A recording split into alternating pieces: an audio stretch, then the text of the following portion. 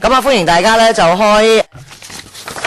Welcome to the meeting of the panel on environmental affairs.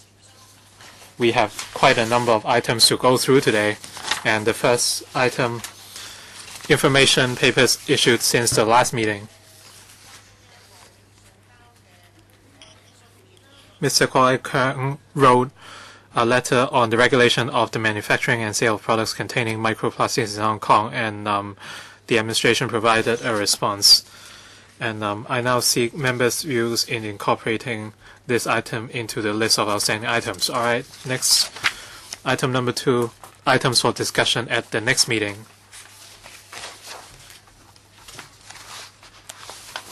The next meeting will be held on the 22nd of January, which is a Monday at 2:30 p.m. And 2 items will be discussed.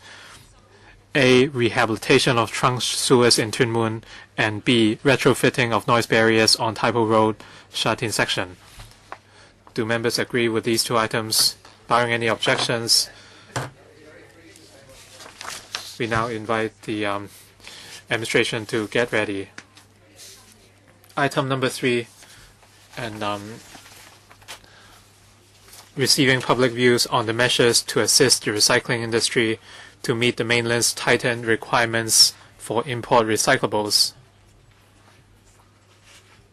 Today we have a total of 26 deputations, and we are looking at 2 papers. CB brackets 1233/17 to 18 brackets 04, Administration's paper on addressing mainland's tightening requirements on imports of recyclables, and CB brackets 1233/17 to 18 brackets 05. It was issued on the 27th of November, and that is the background brief on the item prepared by the Electrical Secretariat. 26 members have signed up, and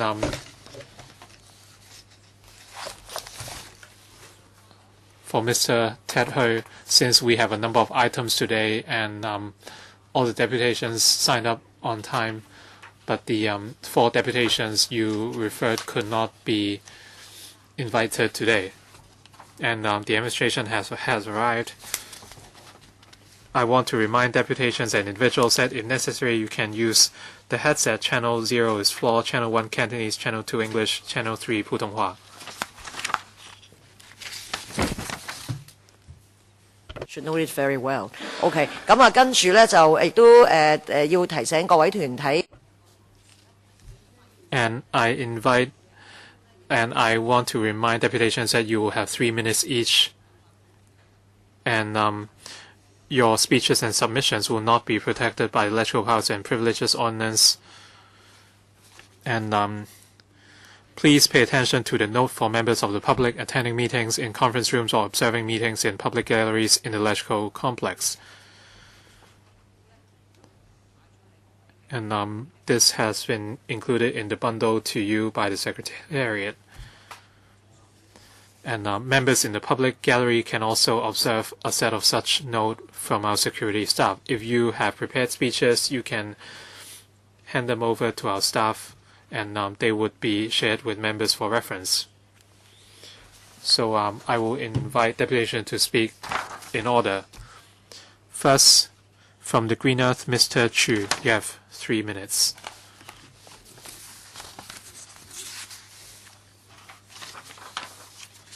And we support the government's work, but it doesn't end here. A lot of work are still outstanding, so the government has to do something. And for the 3 types of waste paper, and the government does not encourage the recycling of magazine paper. The plastic coating on the magazine covers might not be acceptable. But the fact is, very few Hong Kong magazines carry a plastic coating on their cover. But even if they do, you just need to remove the cover and you can comply with the mainland requirements. And in the past year, we recycled about 180,000 tons of magazine, paper, and that is equivalent to more than 3 million trees. If we give up on recycling due to this coating, well, I think we should not dump the remaining 90% of magazine paper in our landfills.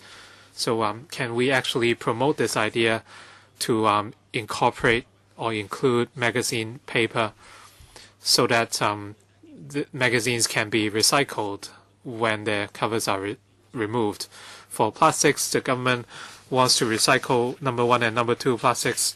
For number 3 and 4, when you look at the 2015 figures, we exported more than 80,000 tons of plastics, and the value exceeded $200 million, of which more than 80% of plastics are number 3 and 4 plastics. For number 5 plastics, we are looking at food trays from supermarkets, a small Yakult bottle, or soya beans, and so on. They are not number 1 or 2 plastics. So are we going to give up because they are not number 1 or number 2? So even for number 1 and 2 plastics, the recycling rate is very low at about 7.6%. The government should expand the centralized recycling system to corporations, and if the government is not offering recycling, but they are allowing supermarkets to wrap a fruit like this. Why is there a need to wrap the fruit in this manner? I think if the government doesn't do something, the public would be angry. The Chair, members, we support and we welcome government proposals to increase the support for the recycling industry. It's too long that the situation has been that the government does everything and pays everything for waste, but didn't pay anything for recycling, or very little. And it was left to the private sector on its own. So if the private sector couldn't get through and make money out of it, we didn't do any recycling, and hence as a result today, we do very little recycling. Lady Chair, though, I believe that what we're seeing is, however, somewhat of an haphazard style of policy making, which is unfortunate, and it makes me very worried. It makes us very worried.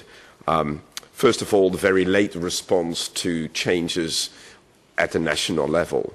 We're part of one country. We have a national policy regarding our waste. It was well advertised for many, many years.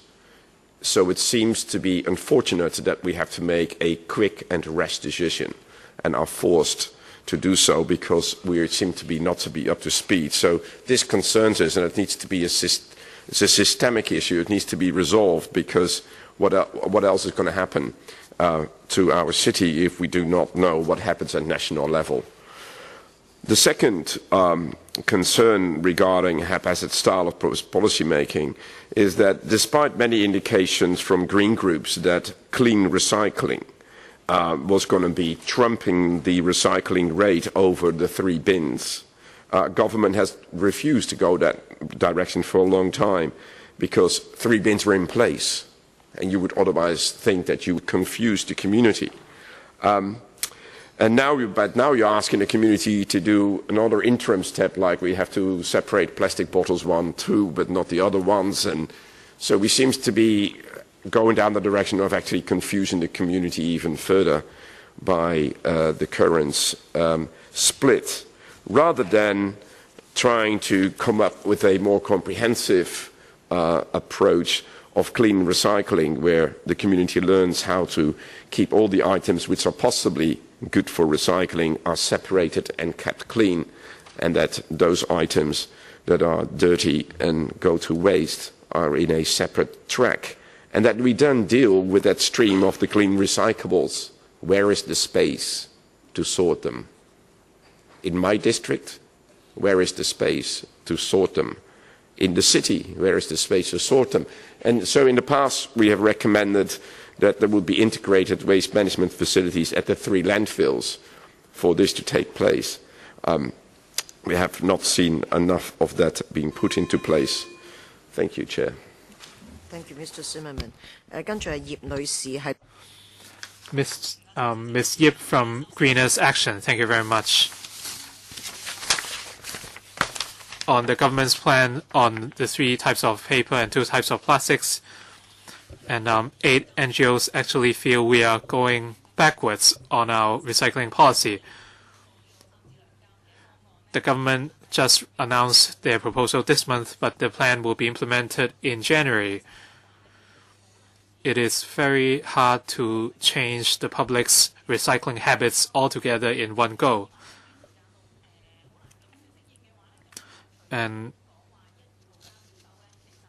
apart from the recycling of plastics 1 and 2, we cannot give up on other types of plastics or paper.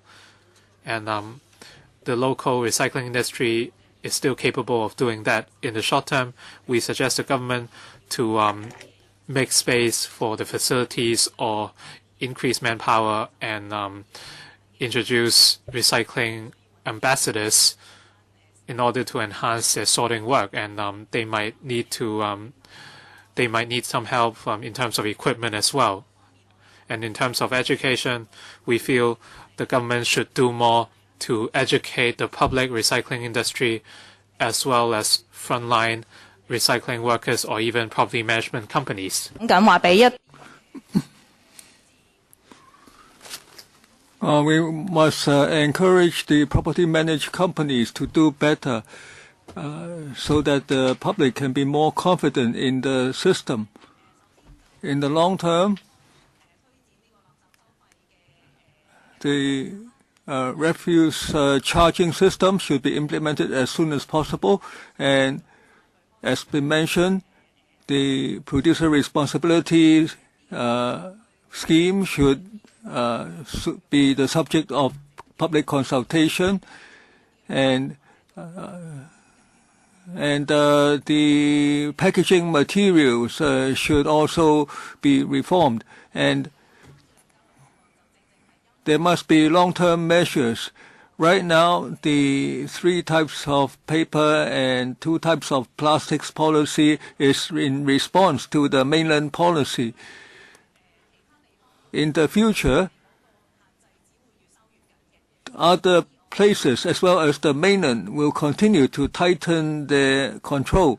So we must develop the local market, and we must look at other markets apart from the mainland, and also on refuse charging. Now, right now you are making the public pay. We don't want to see that. And also we are concerned that the government may not attain its promise, that is 25% by 2020. Leung Kwok Hong. Now, I, of course, don't think that the government will attain its target. Now, this blueprint was the product of May 2013 when Mrs. Carrie Lam was the chairperson of a committee to steer the sustainable development of the recycling industry. Now, she is responsible for a lot of past failed government programs. Now, the 3 types of paper, well, actually these correspond to Carrie Lam, Matthew Chung, and the current secretary. Now, the legislation to prohibit certain types of imports could have been foreseen. What did the previous term of government do? The CE, when she was chief secretary, she was a failure. Wong Kam Sing asked us to give him money for landfill. Now, you haven't handled even kitchen waste.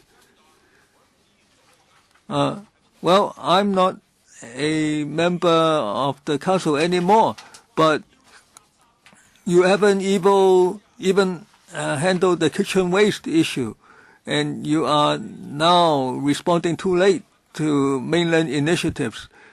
I called on him to take more action. On your way across the footbridge to Lechco, how many tricolor bins did you see? Where's the ones in Admiralty? Now you have to walk a long way to see them. Public housing estates. I tell them not to use the tricolor bags. They are too ugly. They are not recyclable, maybe the materials. And they hide the recycling bins where people don't easily see them. The link doesn't allow people to place those bins. Do you have the will? You are supposed to subsidize the small and medium enterprises. 23% applied, but they didn't engage in it. How do you help them? 23% of them, they applied, but they can't do it. And enterprises under 50, they pay the lowest wages. The elderly ladies. Thank you, Mr. Leung. Next. Federation of Industry, Ms. The Federation has certain suggestions or comments on the mainland policy. There are short and long-term measures that we can take. The public thinks that the recycling fund has already set aside $20 million and $50 million worth of funds to help the industry acquire new equipment and to upgrade efficiency. We hope that the vetting can be speeded up so that the recycling industry capability can be upgraded. Now on retraining, we hope that the administration can take the initiative on retraining programs so that the frontline workers can understand more the mainland new requirements, what can be recycled, how to divide them into categories so that they can upgrade the quality of the production. And on long-term measures, first, we hope the government can enhance publicity and education to encourage the public to change their habits, realize the sorting at source and clean recycling, etc. Now, if there's upstream sorting, then the downstream efficiency will be enhanced and the quality can reach the mainland requirement. And we also think that the government should step up encouraging green products and packaging. The industry should be encouraged to adopt more green designs and to reduce the use of non-green materials and have more biodegradable materials. In the UK, they have packaging legislation. Also, the government should enhance communications with the mainland so that mainland policies, once adjusted, would be known to our local industry ASAP, and measures can be taken correspondingly. And it's also hoped that the administration should help the industry to develop more export markets so that we are not over-reliant on the mainland market. And the government should also help the industry to further develop the recycling industry so that it can be there can be a local manufacturing center. Next, Dr. Martin Williams, clear the air. I think Clear the Air got into the waste issue through the Shekuchou incinerator, and through that got to learn about the Hong Kong kind of strategy, which is essentially burn and bury the waste. So tens of billions of dollars are spent by Hong Kong and planned to be spent on landfilling and incinerating waste. Professional companies are hired for this. And you compare just a few million, really, that are spent, and we get NGOs, we have some kind people, we have a lot of old ladies. They're our recycling industry, which I think is pretty pathetic, really. So, but if there's no change in this, there's really no hope. We can sit here and talk, and I've talked before about the incinerator, I've talked about other things, I've talked about waste. We keep talking, but we're not acting. Hong Kong for a long time has had plans. Meanwhile, we look at other countries. A lot of places are looking at zero waste. KS Wong did not even know what zero waste meant when he started the job. Taiwan, we look across the straits, not very far away, and they've radically changed from being a very wasteful society to transforming themselves to becoming a leader in how to deal with and how to recycle waste. They don't spend just a few million and hope their industry can support itself in the way. They charge fees. They charge industry and businesses fees. They generate maybe 2 billion Hong Kong dollars towards the recycling industry every year. And this is in the submission that we sent, so you want details, there's plenty of it. It's easy to find. I think everybody knows Taiwan, down by 50% or so, the waste per person. Everybody here knows this, that Hong Kong waste has flatlined. The government keeps planning to reduce waste. It doesn't happen. So we need to do something to boost the expertise. Also, Taiwan is exporting its expertise to China now, even helping China with recycling. They have big businesses in Taiwan making a lot of money. And all we get in Hong Kong, we have struggling companies finding it very difficult to do this. And then we have studies. We've just got another study, probably going to cost the government many millions of dollars, to spend 6 months studying how to reduce bottles and drink cartons. There's no magic. There's nothing they're going to find that's different. Deposits. We know bottle deposits work really well. They've been talked about in Hong Kong, and probably some of the industry in Coca-Cola and others are too scary for the government to tackle. Everybody should have that, and then we return the bottle. And the beaches as well will become a lot cleaner. Those bottles will disappear. So we need this kind of thing, but as it is, Hong Kong is procrastinating. We like to study here, but not act, especially on the environment. But the friends of the EPD and other people that are in these big businesses, the same businesses, Veolia runs landfill here, you look at them overseas, they're experts on recycling, but the government will not pay them for recycling. And I don't know why. Thank you. Thank you, Dr. Williams. 跟住係邱先生係話 Next, Mr. Yao, from the Green Federation. Now, we have some comments. Now, we have in Tai Po a recycling center for over 5 years now. We have over 2,000 members. We collect as many as 30,000 tons. Now, the new package adopted by the government will have long-term implications. We collect most plastics, and plastic bottles and plastic containers are part of that. We encourage the public to reduce waste.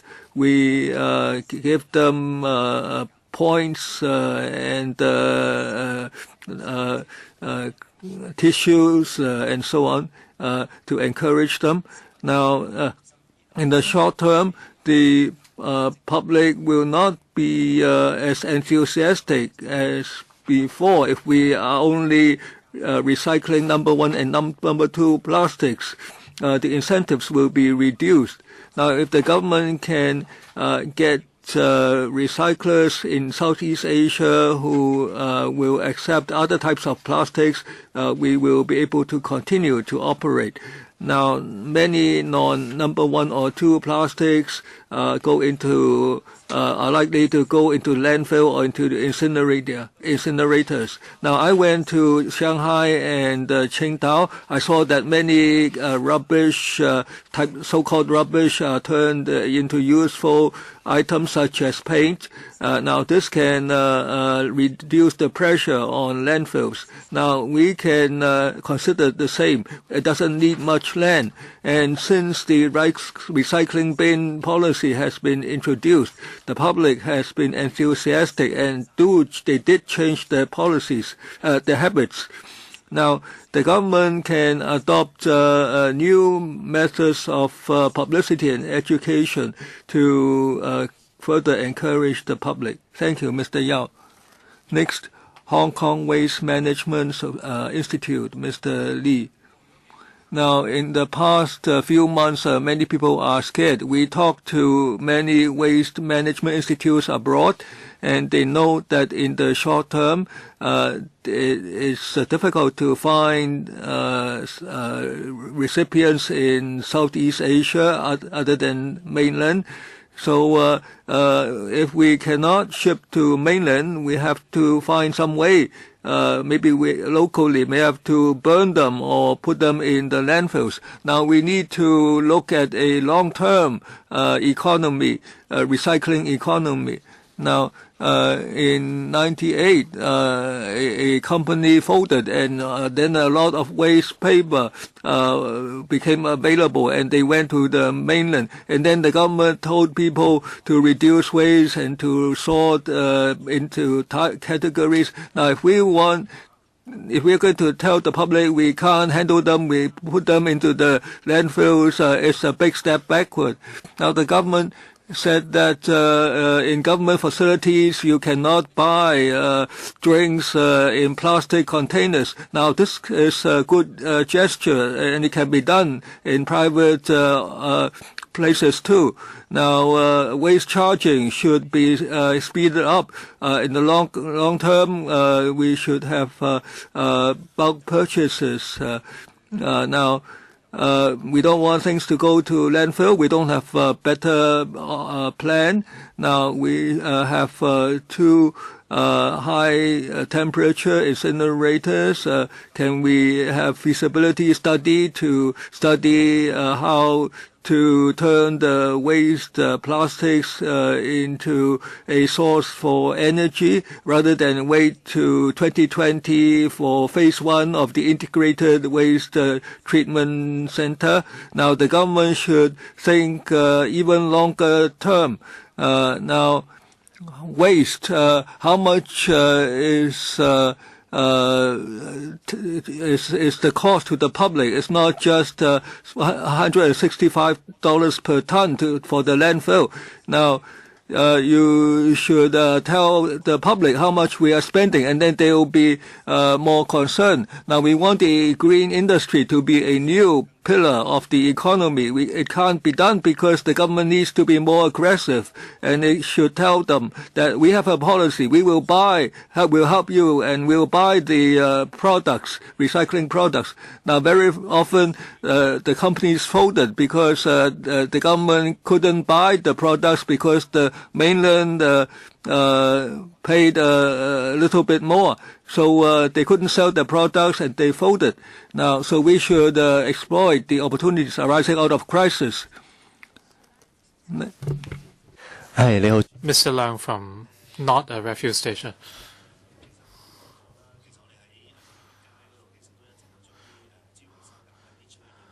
We have always advocated the conversion of refuse stations into resources recycling or collection centers. We have done very meticulous sorting for different types of plastics, and the government said number 1 and 2 plastics would be the focus, and this is a change from the long-standing policy on recycling, on the brown, yellow, and blue recyclables, etc. Our sorting is very meticulous. Apart from number 1 and 2 plastics, the other types of plastics comprise 60 to 7% of our total, and these plastics would be sent to various organizations and we can see that the public has a demand for different types of plastics, and the government rejects certain types of plastics, and this is hugely frustrating for the public. The government did not learn from good practice elsewhere, and land is one main issue. For Taiwan, the producer responsibility scheme practice in Taiwan extends to all types of plastics, and the subsidy scheme is similar to the Hong Kong government, and the recyclers would be certified, and the land or sites must first comply with the requirements. The cost of sites in the eco park are too high, and the SMEs could not afford them. The government has never had a holistic policy on land, and the government is just deceiving us. The government's policies are ever-changing, and the public finds it very hard to adjust, and the government should come up with a holistic land policy. And as you know, equipment or technologies are available to optically separate different types of plastics, so the government should not give up so easily. They should be much more active in conducting studies. The government has been conducting a study on recycling sites. I wonder if the policy has changed, and this has a compass on our recycling industry.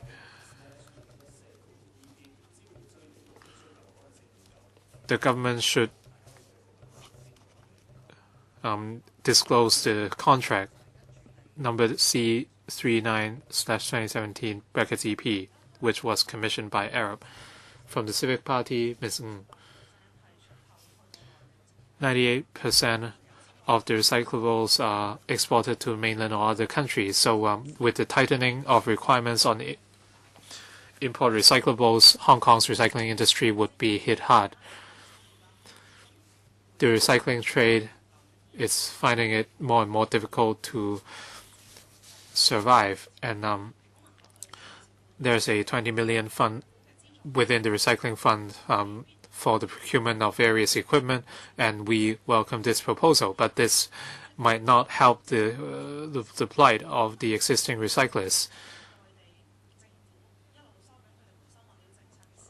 As the mainland government tightens the requirements on import recyclables, Hong Kong's policy fails to keep up. Despite the funding from the ECF, recyclers could not export recyclables to the mainland. So the Civic Party feels there must be short-term measures. For example, the provision of sites on short-term tenancy for recyclers so that they can sort or separate waste paper and plastics, and that way we can help them overcome the existing challenge. The government plans to expand the community recycling centers as well as the central collection of waste plastic bottles. We support these proposals, but in order to enhance waste recycling at the source, the government must step up the education of waste separation. For example, waste plastic bottles must be cleaned before they are recycled, because dirty bottles cannot be recycled. They must also teach the public how to sort waste paper properly, and this would enhance the quality of recyclables to better comply with the latest mainland requirements. The producer responsibility scheme is an effective tool to reduce waste at source. So redundant packaging would be reduced, and this would reduce the amounts of waste at source. A producer responsibility scheme also means that producers have to be responsible for the waste they generate. And as such, they would try to streamline their design or packaging in order to save costs.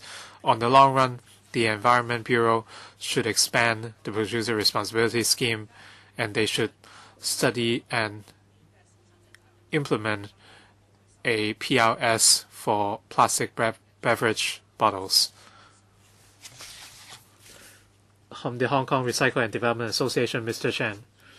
In July, the mainland promulgated the implementation plan on advancing reform of the administration system on import of solid waste through prohibiting import of foreign rubbish. So there are 24 types of banned recyclables, and in September there was a suspension of import, and there was a movement we carried out in September to remind the government of our plight, and after that the Environment Bureau allowed certain companies to buy waste paper from Hong Kong firms. And as other deputations suggested, 98% of our waste paper would be exported to the mainland, which is equivalent to 90,000 tons. And what would happen in 2018? The papers for next year are not yet granted, so the recycling industry are doing three things. First, to develop our Southeast Asian market, but we face competition from all around the world. For every ton of waste paper exported to the mainland, the transportation cost is $60 per ton. But if we export them to Southeast Asia, the cost will be $350 to $400 per ton. As you know, many Southeast Asian countries have subsidies for their recycling industries, but this is not the case for Hong Kong.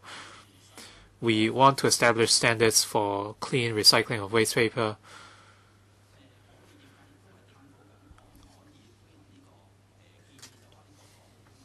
We are also exploring the idea of approval papers for Hong Kong and Macau or the Bay Area, but that would require the help of the Hong Kong government.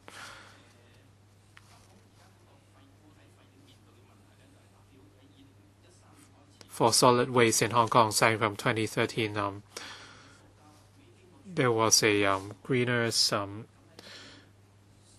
action, and plastics would be processed before being exported to the mainland. So what happens to the plastics in the coming years? And later we might see the same situation for waste paper.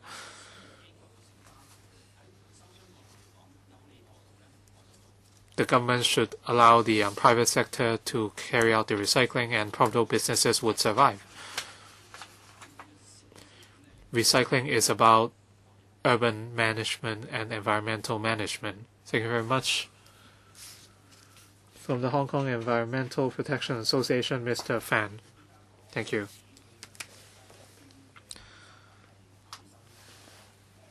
The mainland has rejected low-end recyclables, and this is actually an opportunity for the Hong Kong recycling industry.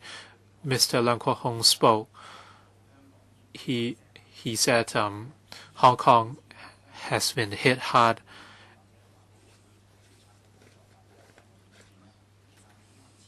and it's too late for the Hong Kong government or the EPD to act. We have had much success in our education initiatives, but have our problems gone away? So I have a recommendation for the EPD. If we continue to focus on education, recycling fund, or waste charging, I do not see how our recyclables can suddenly become high-end. Can our recyclables be exported to the mainland again, even with all those being done? And regardless of the size of the trash, I think we should try to facilitate the work of recyclers.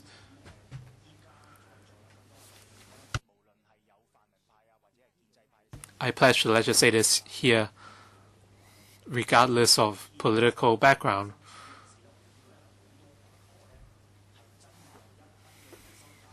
a lot of old ladies are now only making 30 or 40 cents instead of $1 for waste paper.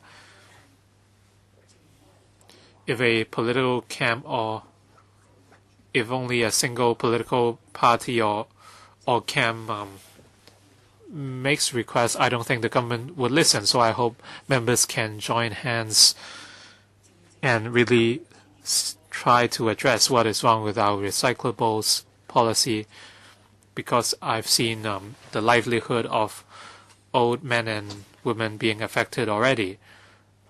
Our suspension only stopped for 4 to 5 days, like our action only lasted 4 or 5 days, and you can see our cities full of waste paper. So the public can see what is wrong in Hong Kong. So I hope we should pay more attention to those old ladies and men. Mr. Chan from the Eco-Industry Labor Union. Thank you.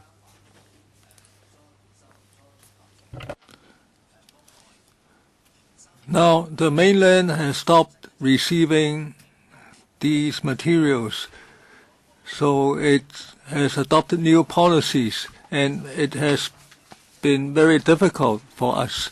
Now, since 2013, we should have been looking forward or foreseeing this type of development. Now, this is a matter of policy. Now, for materials that cannot be directly recycled and sent to the mainland, now, actually, there are various processes that are done on the mainland. Why can't they be done in Hong Kong?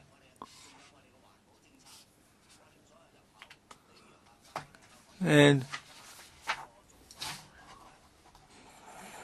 can we upgrade ourselves? Can we be considered not foreign imports? And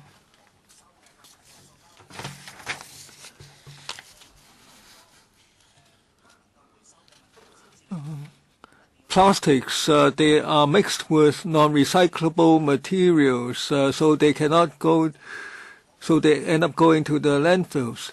So the government should have policies so that those suppliers of non-recyclable materials are subject to certain restraints in what they can produce. And on education, previously it's said that waste should be divided into 3 or 5 categories. Now, if you take a look at the recycling bins, tricolor bins, the people are still throwing all types of waste into these bins. Now, many residents are actually doing separation at source, and yet how come all types of rubbish are being put into the tricolor bins? When the government adopts waste charging policy, this phenomenon will become even more prominent. Next, the Liberal Party, Mr. Wong. Now, 4 years ago, the last term of government established the blueprint for recycling and trying to reduce by 40%. And actually, there have been increases by 30% to 80%. Now, the solid waste has been increasing rather than reducing. Now,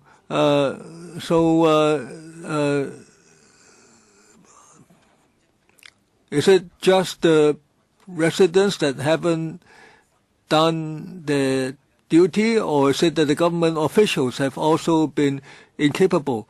Now, the government has a lot of resources. It hasn't promoted the upgrading of the local recycling industry. Only 2% of the solid waste, 2 million tons, can be reused. It's still trying to export the waste. Now, this hearing was supposed to be held yesterday. Now, actually, in 24 hours, there are 200 tons of new waste produced. Now, there's a $1 billion recycling fund. Only about 100 million has been approved so far.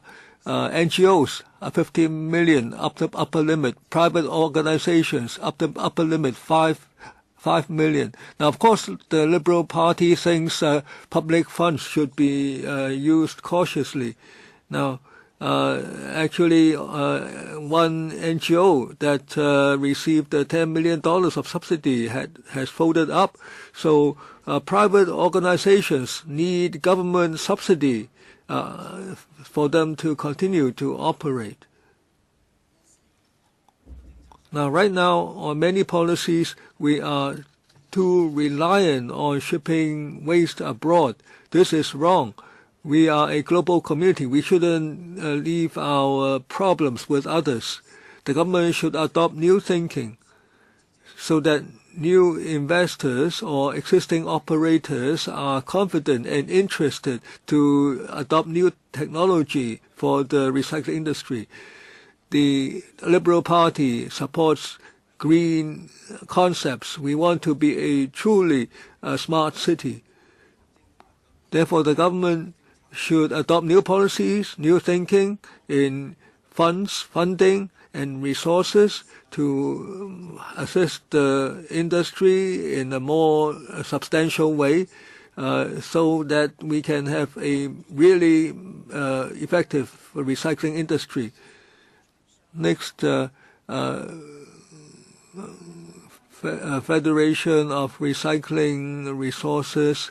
Now, in 2018, we will face serious difficulties. The recycling industry will face a wave of closures. Now, you need machinery of at least $30 million. How can SMEs be able to afford that? Now, the government favors the big consortia, and they monopolize the industry. The recycling industry has been established for many years, but SMEs have great difficulty in applying. Now, 79 million have been approved.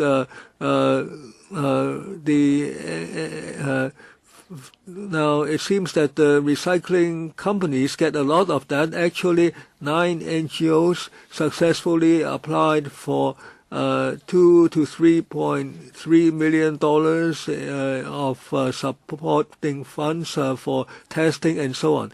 Now, of the 96 companies that successfully, recyclers that applied, only received smaller amounts of under $1 million. Now, we agree that the NGOs should be assisted, but it's the industry itself that needs to be really helped. Now, we want to move into the eco park, but the cost is too high. We are just ordinary SMEs. We cannot afford the cost. And according to Hong Kong legislation, the eco park will engage only in local recycling, and there is a small local recycling market, so it cannot sustain a single factory. So there is not enough source materials, so people have to withdraw. Now, the mainland has tightened its requirements. Hong Kong has industry recycling that is dependent on exporting, especially exporting to the mainland. So the industry will come into greater difficulty. Most workers will lose their jobs. So the government should relax its land legislation so that existing SMEs can continue to operate. Now, this should also prevent the consortia from monopolizing the industry. Thank you, Ms. Kwok. Next, Ms. Leung. Now, I am a community worker on recycling. We face two problems. First, Hong Kong is over-reliant on the market to resolve problems. Now, there are three levels to recycling. First, collection of waste, then sorting into categories, and then exporting. Now, the government doesn't participate in all three. The government is passive. Now, our recycling technology is backward. We don't have the technology to sort waste into categories. But plastics, if they are not sorted, then the recycling value is low and they don't reach the standards required by other places. So they fetch low prices or even cannot even be sold. Now, so the government should get more involved. Now, this shouldn't just be regarded as an ordinary industry. We should also explore the associated social problems. Now, the recycling industry handles 35% of the waste in Hong Kong. Once the recycling companies stop their business, then there will be 30% increase in waste lying on the streets. Now,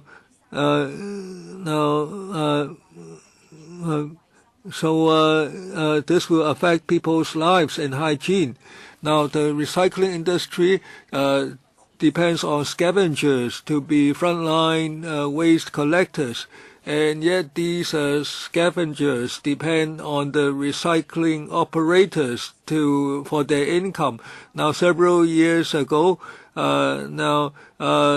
saw this helplessness by the elderly scavengers. So it is an issue related to social protection. Now, first, the government should consider implementing a recycling subsidy program so that the product prices are reasonable and stable. And once there are changes in export markets, prices will be affected. Then the industry and the scavengers will continue to have incentive to deal with the waste. Now, 1/3 of the waste in Hong Kong is exported to other places. Now, if there is an interruption, then the government has no contingency plan. Now, in September, the paper collection was stopped. The government tries other ways, but they were not successful because you are not paying the people to do it. So the government should place more stress on economic incentive. Next, Ms. Ma.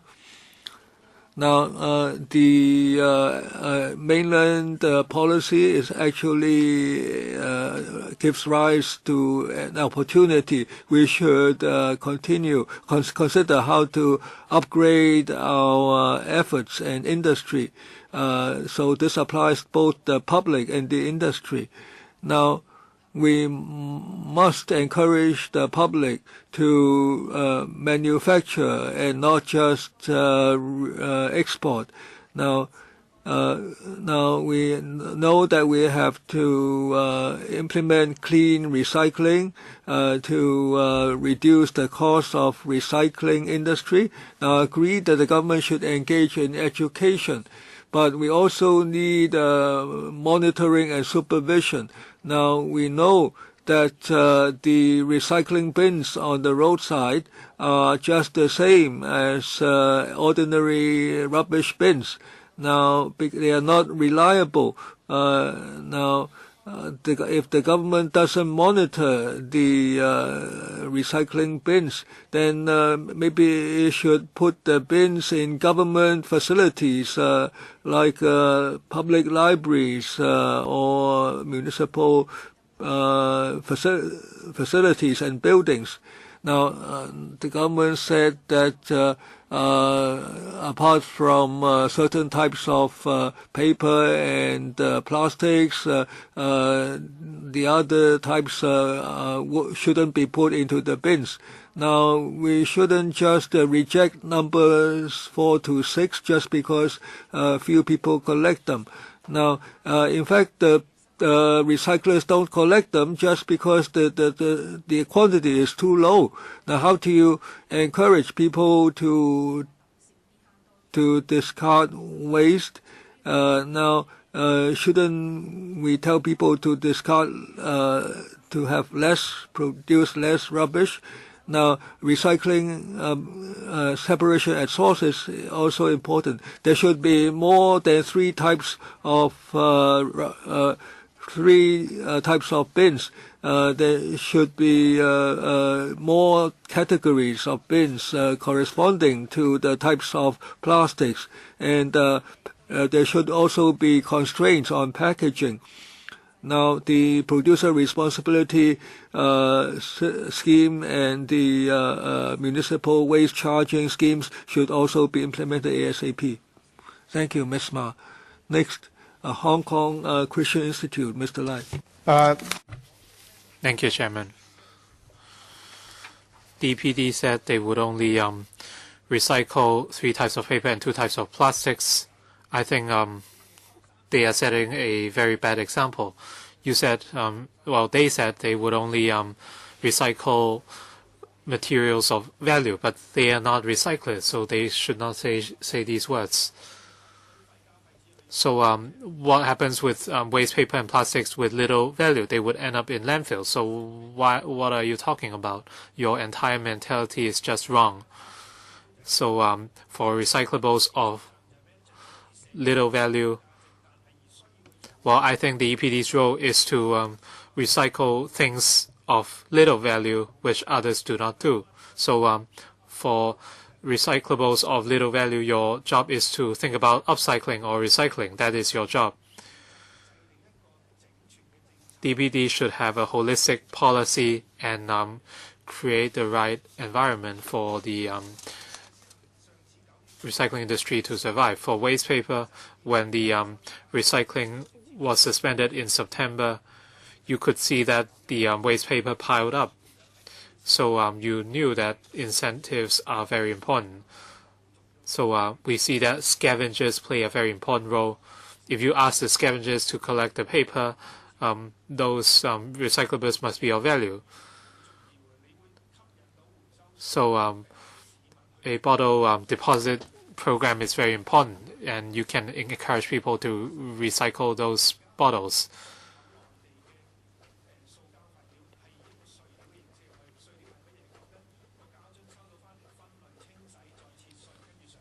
And the mainland only allows fragmented or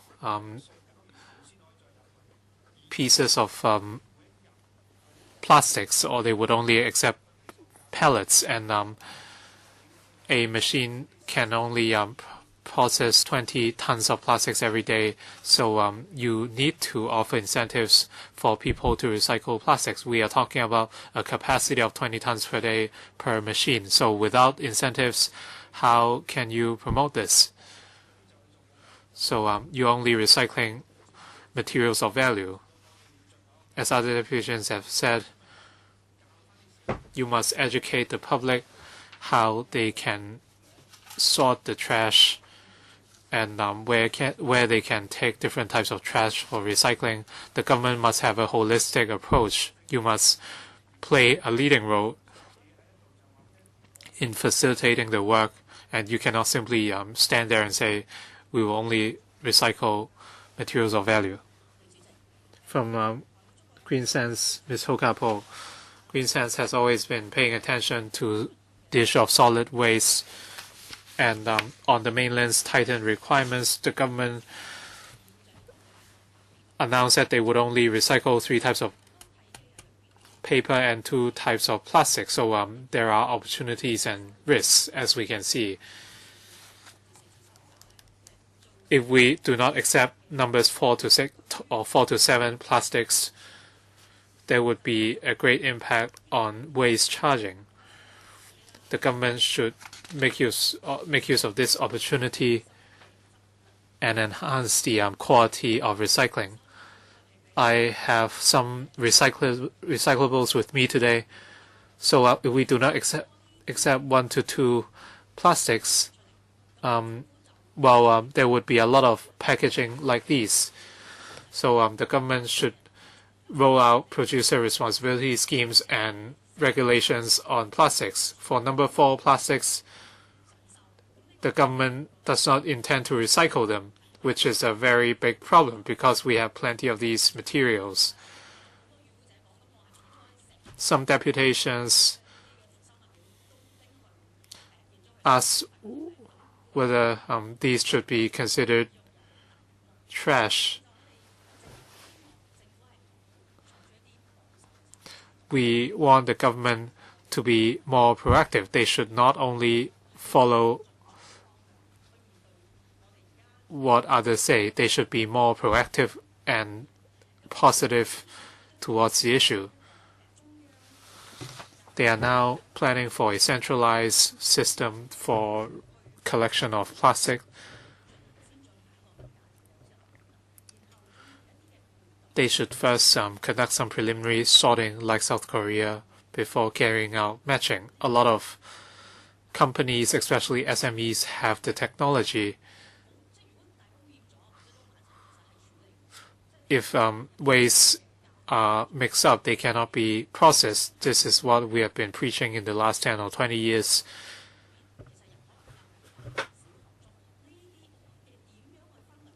Since very young, we teach about recycling. All these should be part of the education system so everyone knows what to do. For frontline training, we must reinforce frontline workers' roles so that more recyclables can be collected cleanly.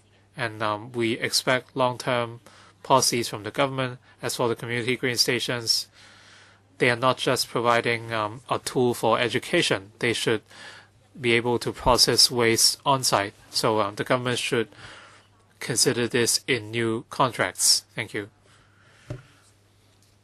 From Green Power, Mr. Yu. I speak on behalf of Green Power. On the tightening of requirements by the mainland, this is actually an opportunity. But we must first examine the existing situation of the recycling industry and the associated problems. Plastics are the recyclables most affected. So the government announced that they will only accept number 1 and 2 plastics, but not 3 to 7 plastics, and the disallowed plastics would be sent to landfills. The recycling fund has been in place for some time, so are we going to pinpoint numbers 3 to 7 by introducing specific equipment?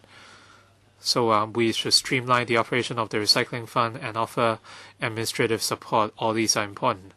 We also need to lower the matching ratio to encourage the trade to apply for the fund.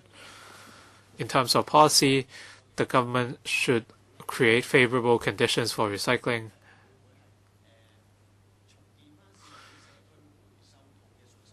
They should reinstill public confidence in the recycling bins. They should monitor what the government would do. And the government rejects some plastics. Would they encourage the public to carry out more sorting? That way, the cost for sorting would be lesser.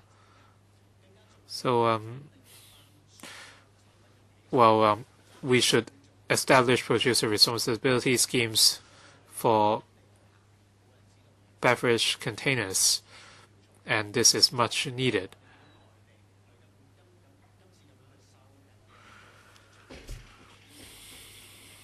The tightening of requirements on import recyclables have not happened for only once. They did it in the past already.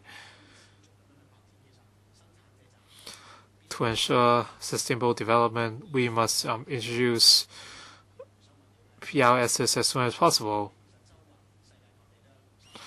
Currently, some materials could not be recycled in Hong Kong, but they can be elsewhere. For example, Tetra Pak for drinks. Elsewhere in the world, they have also introduced producer responsibility schemes so that producers can shoulder part of the costs. And this is only one example. We hope the government would carry out one-off packaging by introducing producer responsibility schemes. Recycling is an environmental issue as well as a social problem, so we hope the government would be more forward-looking. Thank you. From Good Neighbor North District Church, Mr. Chen. I think we should look at the frontline recycling workers. This summer, our church created a microfilm to talk about the situation of the recycling trade. While our young friends say they were only actors, they were only stand-in workers, so they did not have to be serious. But as Mr. Stephen Chow said, even standby actors are actors. So recycling workers, professionals, or would recycling be considered a job? From the residents we approached, our church found that the situation is not so well. A lot of frontline workers or scavengers, they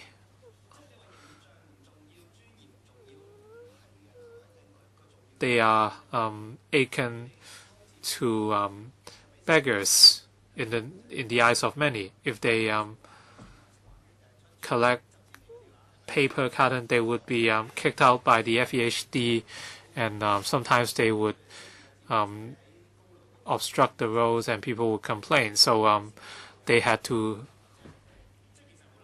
drive their motorcycles, but that they might still be criticized. So how can we improve the recycling quality? As a frontline worker, I want to come up with the quickest way to make the most money. As some deputations have said, the recycling industry is not an industry. In the Genesis in the Bible, everyone takes the form of God. So dignity is very important. I'd like to show you this photo. This is in Brazil. Scavengers would have their own parking lots. And scavengers can enjoy a dedicated bike lane. You might talk about land shortage. Well, last week, at the Leshko and 20, there was a rule change such that 20 members can form a quorum. So it shows that if you want to do something, it would happen. We are talking about improving the quality of recycling, so we should start with the frontline workers. So we should restore dignity in our recycling workers. And one of our residents would talk about the frontline workers, Ms. Wong Yut-han. Thank you.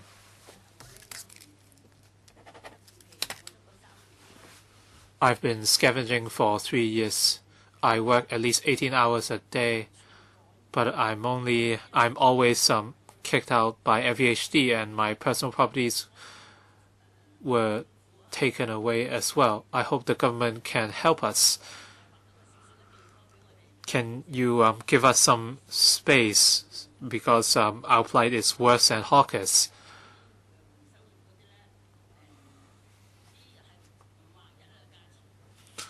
So for the recycling prices or rates, they are not very consistent. When the prices might range from more than $1 to 30 cents. So our paper only fetched 30 cents when the movement occurred in 2013. So I hope the recycling industry would respect themselves. They should not soak the paper or include trash inside. So you should not soak the paper intentionally or throw trash onto them. If you are a scavenger, you should respect your job. So we are seen as the we are considered bottom feeders. So I always remind people not to soak the paper.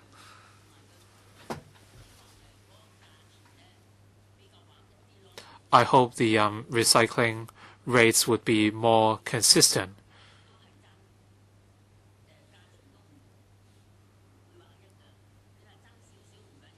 Different stores would offer different rates. If there's a small difference, it's all right. In Shamshui-Po, the rate is $50 per kilogram, and elsewhere they get $1 per kilogram. So some people would dump the wet waste paper on someone's doorsteps. I've been here for 3 years.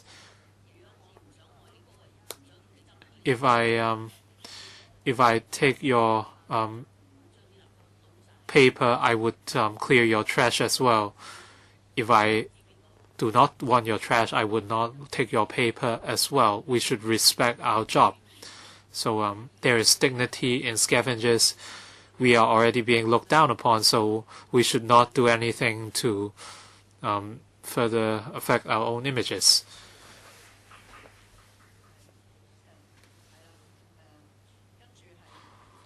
Next, Wai-keung, this is not a refuse collection point. Now, our organization tries to encourage people to turn waste into a useful resource. Now, right now we have the opportunity to reform our waste collection and re-export of waste so that the waste collectors and the recyclers can all benefit. Now, a lot of our exported recycled material is of low quality. The authorities spend a lot of money on education. Now the EPD says that the waste collected falls from year to year in quantity. Now we have tried to find out why. Now we started this movement in Kwai-fong, but the public see what we are doing, and so they start to give us clean plastic bottles and foam rubber now containers and so on. Now the public don't have the confidence to put the bottles in the tricolor bins. Now, the public has said that the materials in the recycling bins are of poor quality, so that caused the costs of recycling to rise, and yet prices are falling.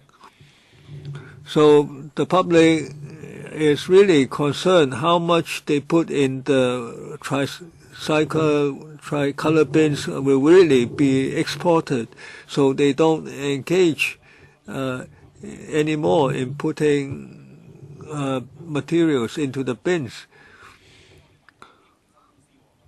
Now, we were able to find some companies that accept these materials, so they give us, the public does give us these materials. Now, some people say the government should provide subsidies, but the government says we don't do this because it loses money. Now, why is it Taiwan doing a good job? Because there is subsidy. The government looks at this as if it's a business. So we are spreading the message that we don't engage in it if it doesn't make a profit.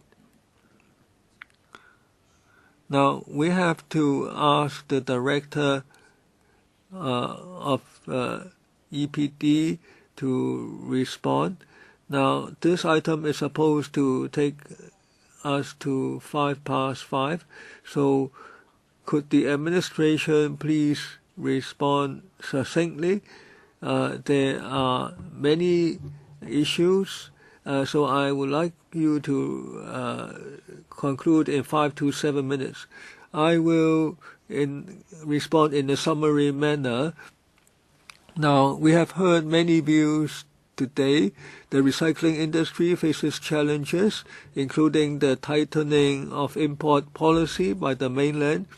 Now, we also think that this will present challenges for the recycling industry, but we also think that there are opportunities.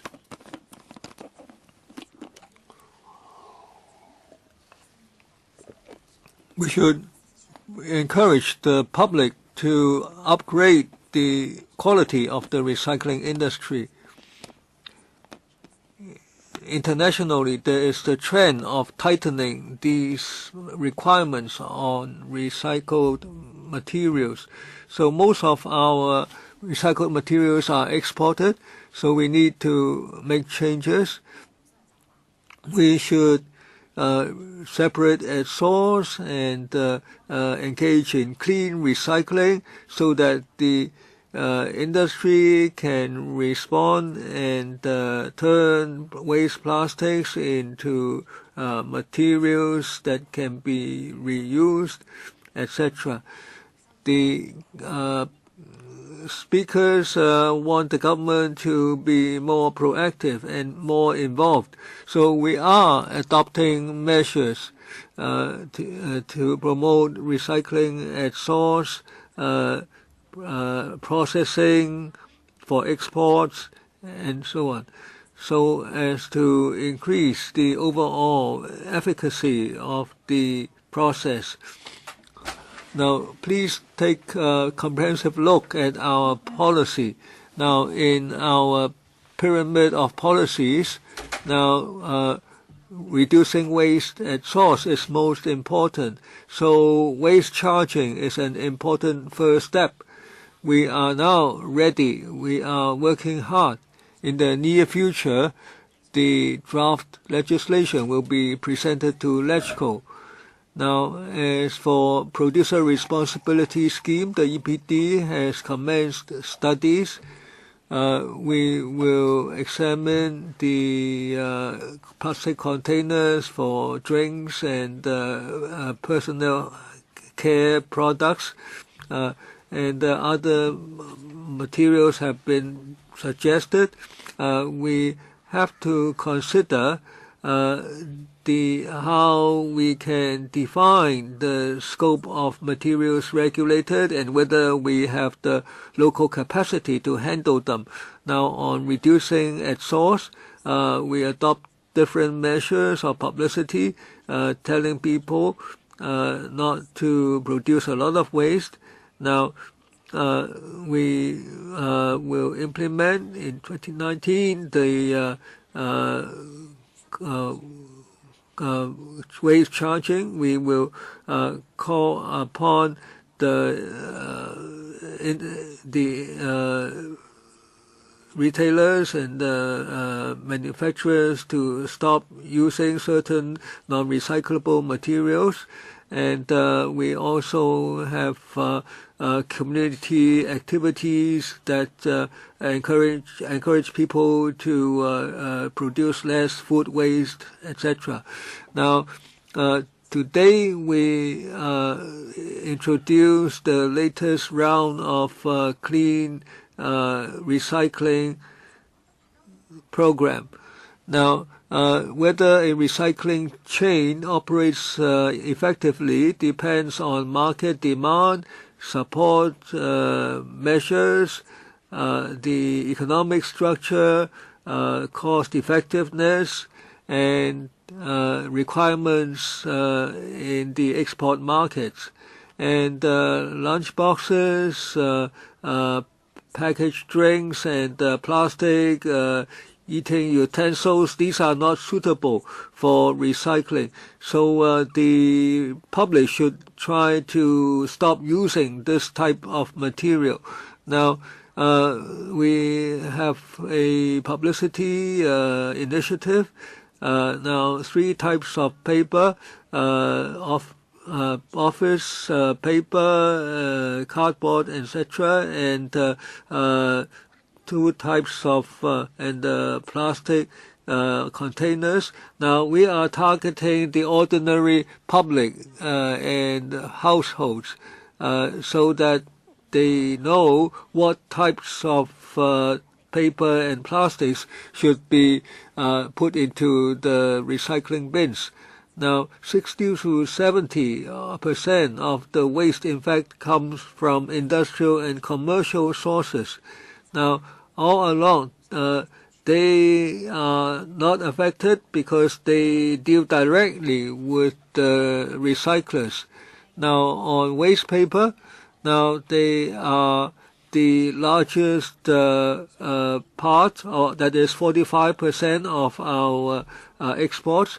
So clean recycling is a correct policy. That is, we do our part. We engage in clean recycling for the 3 types of paper to be separated so that they can be exported. So don't mix up other types of paper with these 3 categories when you discard them. And we should respect the frontline waste collectors like Madam Wong, and we respect her high standard in her operation. Now, we should try to tell the frontline collectors not to pour water on the cardboard. Now, we hope that with broad participation, we can safeguard our export markets. And as for waste plastics, now it's mainly plastics that are discarded at the landfills, and they are very polluting. And then there are plastic bottles.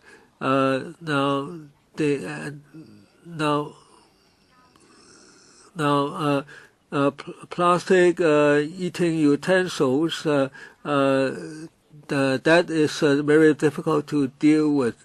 Now, don't mix up miscellaneous types of plastics and put them in the bins, because that would raise the cost. And eventually the whole batch has to go to the landfill. So let's all participate. Now, as for other types of waste paper and plastics, now we are targeting the 3 types of paper and 2 types of plastics. This is for the ordinary public.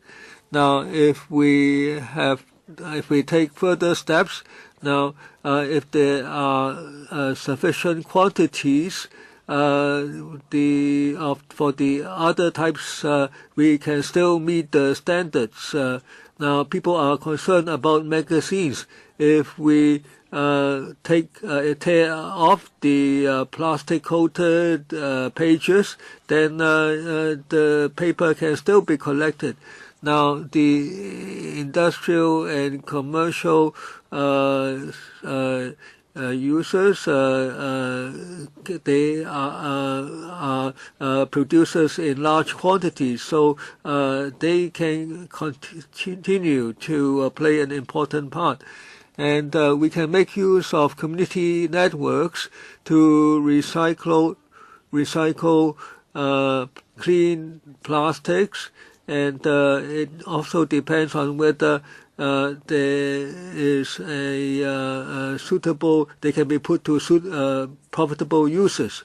Now, we will take into account market developments and focus on the correct.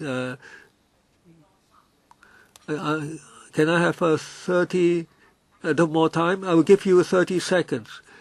Now, on the recycling fund, now, in the past few months, we have introduced different support schemes. Now, we can enhance the operation of the fund, and this is our target.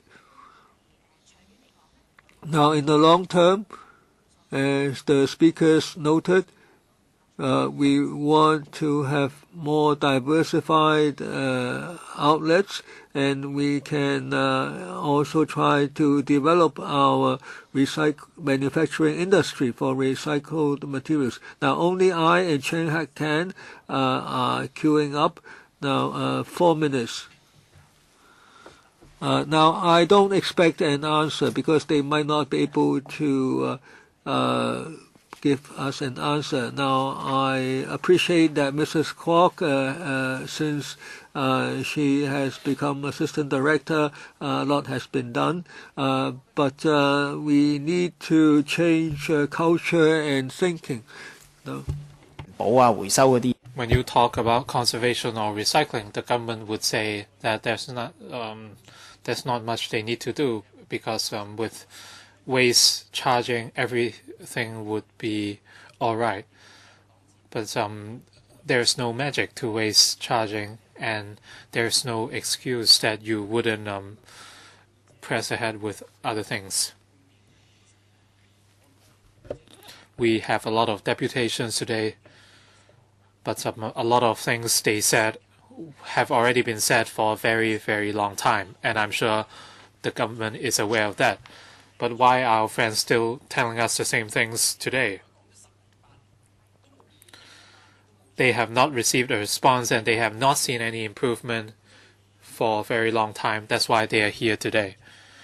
You said we rely too much on exports and the threshold is too high, and you also talked about land issues which would affect our recycling trade. All these are not new already. We've been talking about it for ages, but apparently no support was given. The government talks about a recycling fund, and they only granted $100 million, and the administrative cost is so high, and you cannot help the recycling industry. And in terms of the role of the government, and they are very wary of working with private companies. But I just want to say that if you collaborate with conservation-related companies, no one would say anything. If you just provide the funding, they would be very unlikely to succeed. So we should really try to help our recycling industry. So I wonder what Mrs. Kwok would say. Thank you very much. As I said, we would work on different areas. We have waste separation at source. We would carry out recycling, and we would also work on waste to energy. And our goal is to reduce the amounts of waste at landfills And in different areas, we have had different measures. And going forward, we will maintain communication with the trade and stakeholders. And when necessary, we would provide resources support.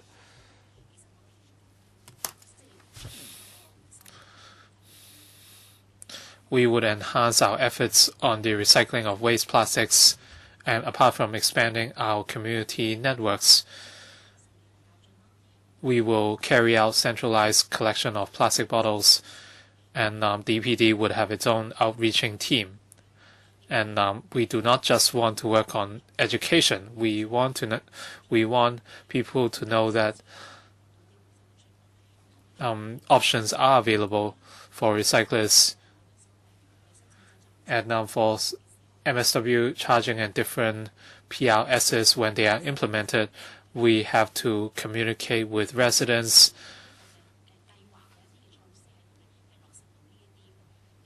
and we need to let them know that we have measures available. It's my turn.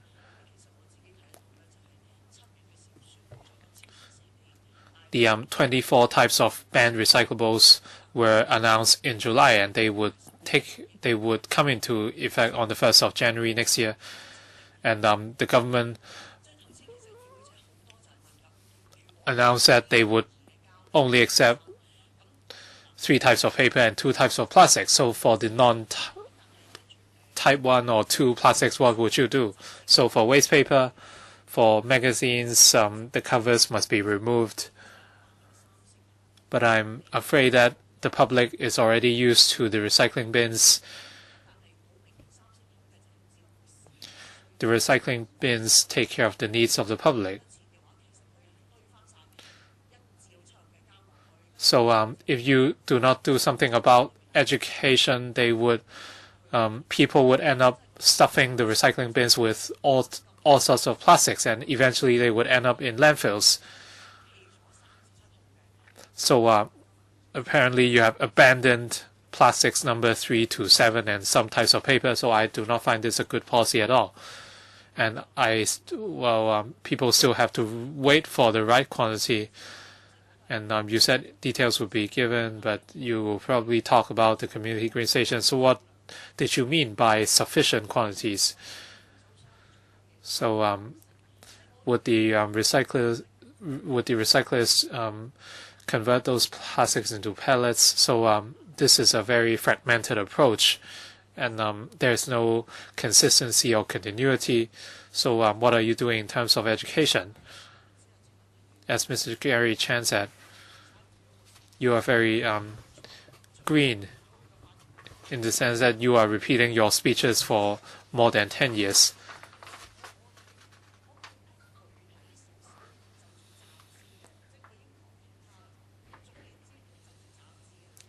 Can you be more specific in your plans? How would you deal with magazines and other types of plastics?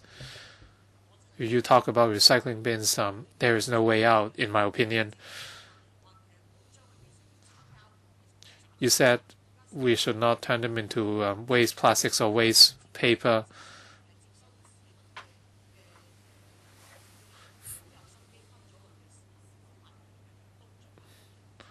Eventually, a lot of trash in recycling bins would end up in landfills. I know that education is important, but what else can you do?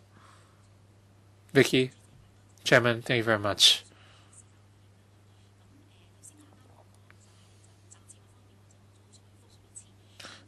And I want to talk about magazines. We asked the public to recycle 3 types of paper: office paper, newspaper, etc. But for a lot of magazines, so long as they don't have a glossy cover, or when the glossy cover is removed, they can be treated like newspaper. We will convene workshops, and we will also promote this on social media so that the public would know.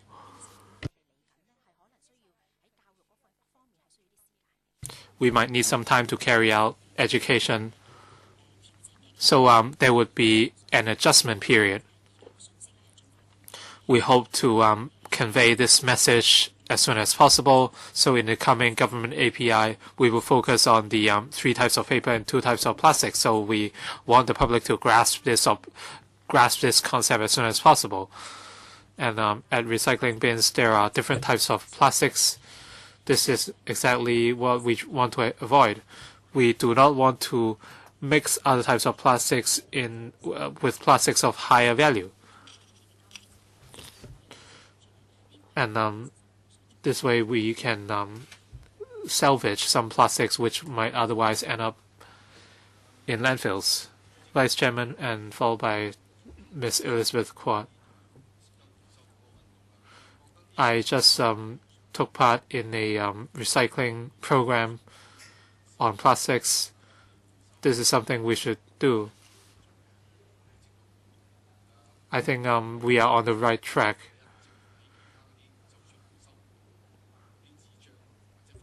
Even for waste that cannot be recycled, well, according to our deputations, the government should be more proactive. If certain materials are rejected, what would be the plan B? So this should be reinforced. And in terms of our recycling work, for Mrs. Wong,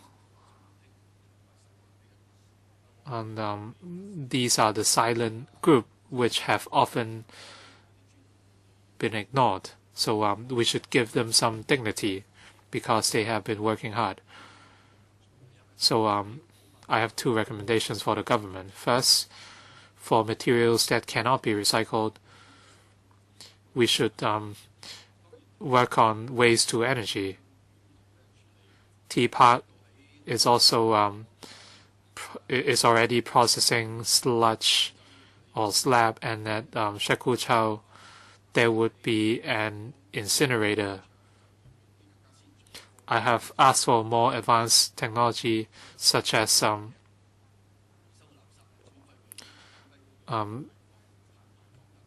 plasma separation, and so the government should be more committed.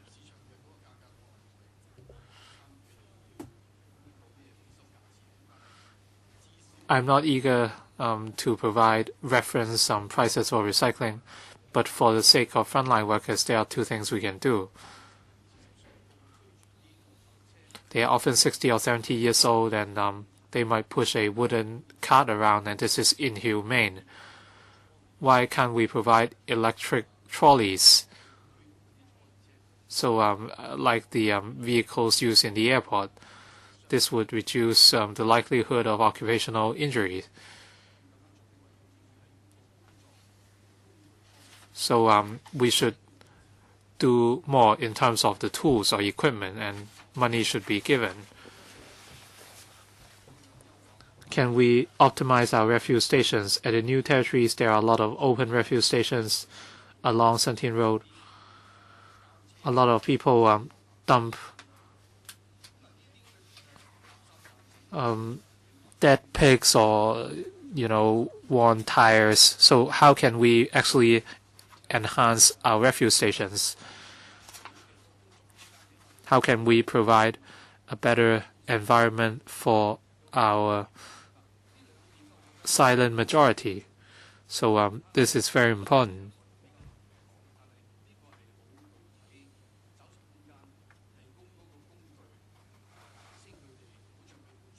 So we should safeguard the dignity of frontline workers as well as their health, and this is something we can do.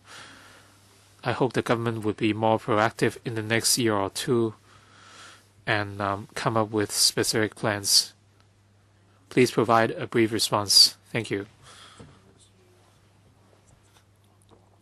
On the facilities in refuge stations, of course, we need to work with the FHD or EPD or FEHD on MSW charging. The Secretary for Environment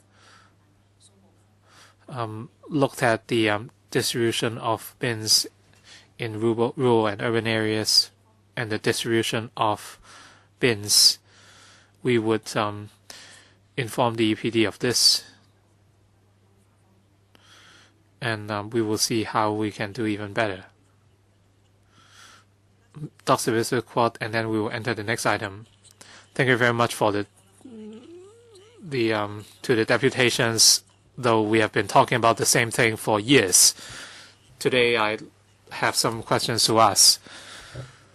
The government offered some information and how we can do better at source and publicity. Of course, these have always been done.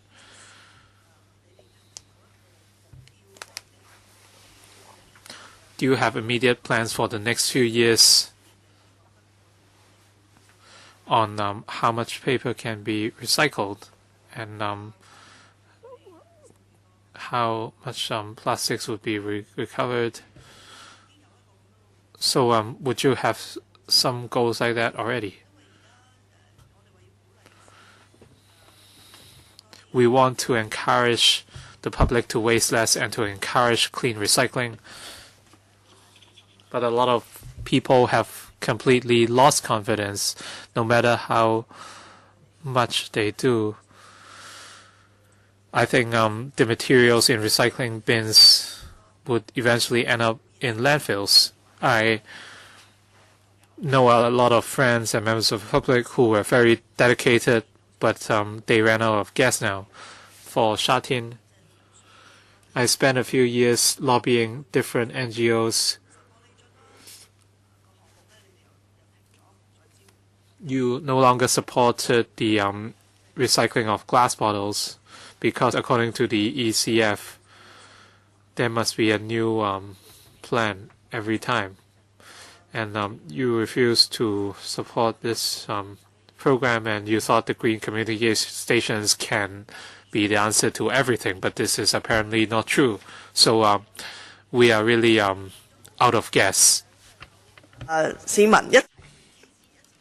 Now we got many community residents to join us in recycling efforts. But you have these bureaucratic constraints or poor planning, or you thought the green community stations will do everything.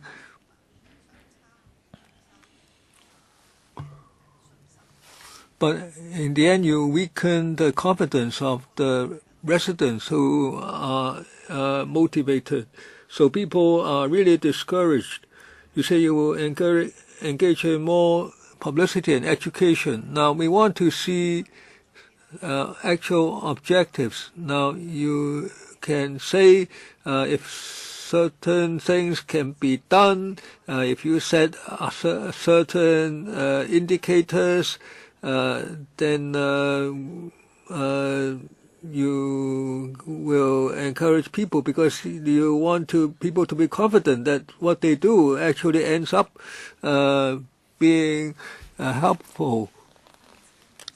Now, waste paper, now the recycling rate is about 50%, and waste paper is 45% of our recycled exports. So we want the public to focus on the 3 types of waste paper, so as to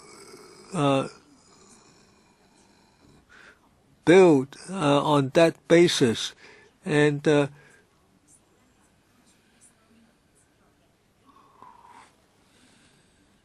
now, right now, there is a lot of the 3 types of paper that are still ending up in landfills, and we want to take that out. And there are quite a lot of recyclable plastic bottles, and they are more recyclable, and they are less polluting. Now, the deputations have made many useful comments, and please supply us your responses in writing. We thank the representatives for taking part today. I hope we can see the government's responses on the internet.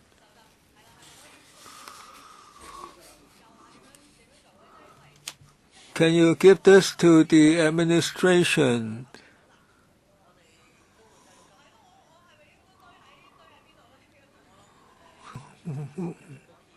Now, I think for the moment, these can go into the recycling bins. Oh, thank you, thank you. Next item of agenda, the establishing the countryside conservation office. There are two documents. One of them is the electrical information background brief. Now, the secretary is joining us, and then there is Assistant Director of the AFCD, Mr. Chen. So we will invite them to join us, and there will be a PowerPoint. So please be succinct. Now, so please be succinct. We are out of time.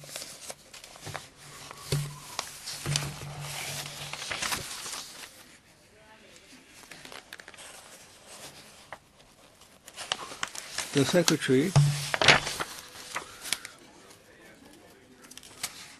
Hong Kong has many remote countryside areas with rich resources. Now, in the 2017 policy address, the CE announced the establishment of the Countryside Conservation Office. And $1 billion has been set aside for the relevant conservation work.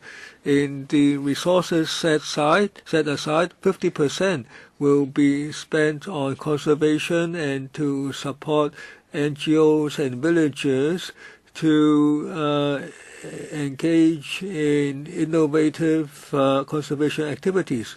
The other half of the funding will be used for minor works, improvement works in remote areas, and priority will be given to places of high conservation value.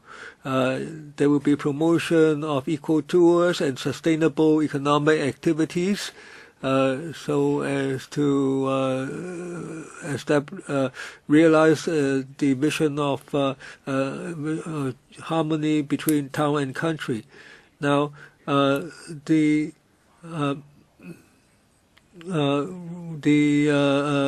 organization, the office will vet the applications and monitor the implementations. Priority will be given to Lai Chi Wo and Sha Lo Tong, and it will examine the effectiveness and with a view to extending the measures to other remote areas. And I will listen to members and will ask the Assistant Director of EPD to brief you. Now, this is first on our vision for the CCO. We want to encourage how the better development of the remote countryside with high ecological value. So this CCO will be headed by a assistant secretary, and this will be AOSGC post. And $1 billion has been set aside for this office and NGOs to engage in minor improvement works and revitalization work. Now, as the Secretary said, we want to use $500 million for the minor improvement works. That will cover lighting, walkways, waste facilities, and so on. And we will conserve some representative buildings, and we will also consider whether it's the high ecological value of the area. For instance, Lychee War, you are familiar with that. It is a very historical Hakka village. There will be typical Hakka characteristics that will be conserved. There's feng shui grove, and there's mud beach of high biological value. Here are some examples of infrastructure. This is the Lychee Wall. There's a toilet. We want to adopt some innovative measures for waste water for sewage treatment, and we will adopt central sewage treatment. And also there will be some we will construct some dikes to reduce the to increase the ability of discharging flood water, and we will try to avoid affecting the ecology as we work on roads. We will try to have more environmentally friendly walkways. This is an old decrepit walkway at Charlottetown, and we will try to enhance the ecological value as well as provide convenience to the villagers.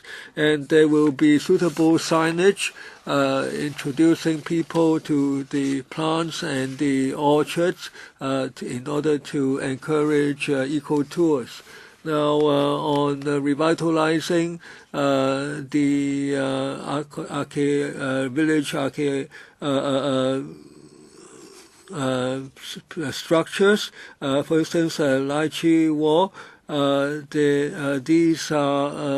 These structures are typical of Hakka culture, and we will take into account the conservation value and needs, and the piers and the lighting and waste and kitchen waste recycling facilities will also be included.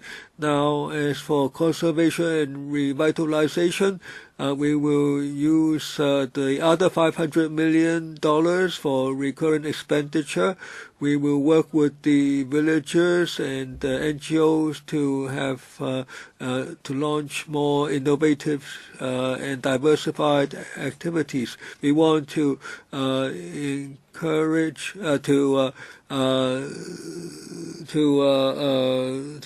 also encourage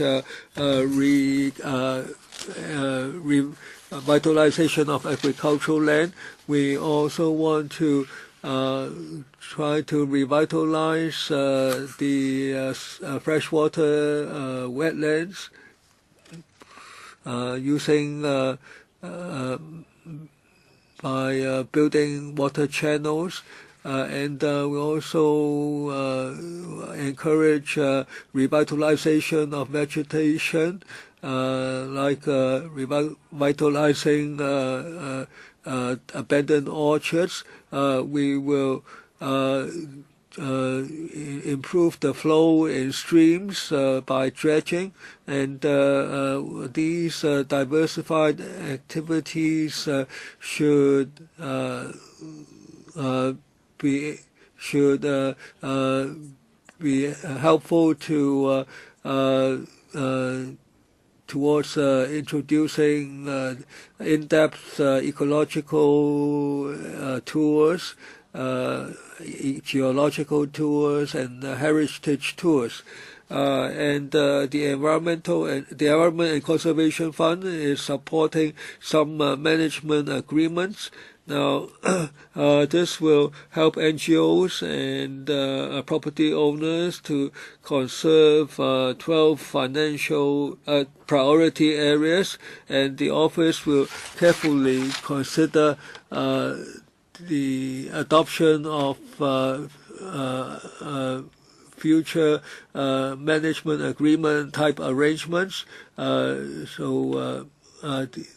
The subsidies will be provided, and under the proposal, we will set up a advisory committee made up of different stakeholders, including academics, rural people, and so on. And it will examine the proposed revitalization projects. And in 2018, we will set up the CCO as quickly as possible, and it will launch trial programs at Charlottetown and Lai Chi Wo to deepen the conservation work at these locations, and we will monitor the progress and try to extend the activities to other areas. And finally, the structure of the CCO. Now, there will be a new AOSGC. The title will be Assistant Director of the EPD. Now, there will be other professionals, architects, engineers, and so on, planners, and so on. And then there will be secretariat, providing secretarial service, the works branch to be responsible for the minor improvement works, and then the planning of branch will provide technical support to help the villagers launch sustainable economic activities. And we had a infrastructural planning branch. Now we will divide that up into the nature conservation branch, and this will be headed by the AOSGC, who will also be responsible for nature conservation, and the original officer will be replaced by a professional planner, and it will engage in planning of waste recycling and so on. Now, I'd like to remind members, now if they have any direct or indirect pecuniary interest in relation to this item, they have to disclose the interest concerned. No one yet has raised their hand. Okay, Chen Hang Pen. So let me be the one to speak if there's nobody else. Now, the department said that it will engage the green groups. Now, what green groups can participate? What is the standard that you're looking for? Resources are or would be invested in recycling and relevant work, but I did not hear any mentioning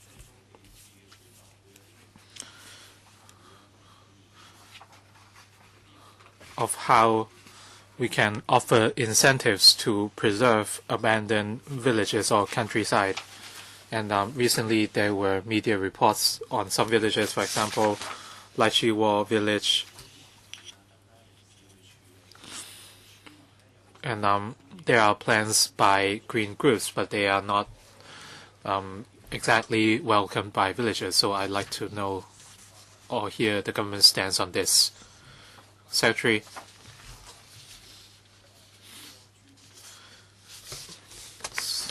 On the example of Lai Chi Wo village, plans have been floated around in recent years, and through various funds, we have supported the rural rehabilitation work. And there were funds from by banks and also some government funds. So different resources are available to rehabilitate that village. A few years ago, it was scarcely populated. So funding support is only one of the aspects. There are infrastructure projects with government participation, for example, enhancement of the pier through cross-departmental collaboration.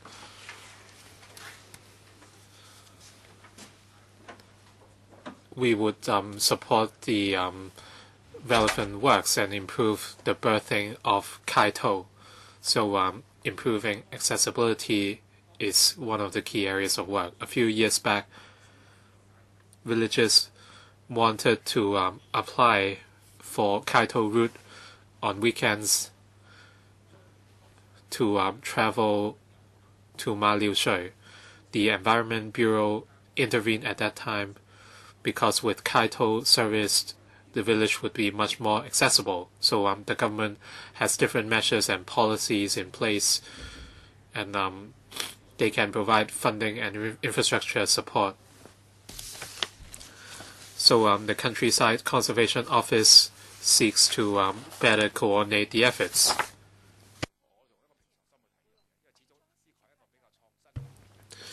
And this is a rather innovative project, so it's only normal to be met with some objections by villagers. So different people might have different views on our policy. And they secured Jockey Club funds, and they want to rehabilitate around 20 houses. So Secretary, would the government pay more attention to the NGOs than the villages? The public might find the project appealing, but the villagers might feel that their lives or characteristics are being affected. So with the CCO, are you going to deal with these cases in a better manner, or would you consider involving the villagers better? I see that you have university lecturers and professors on board, but should you discuss more with the villagers rather than just thinking of the environmental perspective? Please provide a brief answer. He did not answer my earlier question. Chairman, I agree with Mr. Chen. So as our paper suggested, villages are our main stakeholder, but when we look at cases elsewhere, participation from other stakeholders are also important, and there must be government intervention in some areas, and the CCO would coordinate the work of all three. As for green groups at various advisory committees, there would be intervention. So what is the short answer?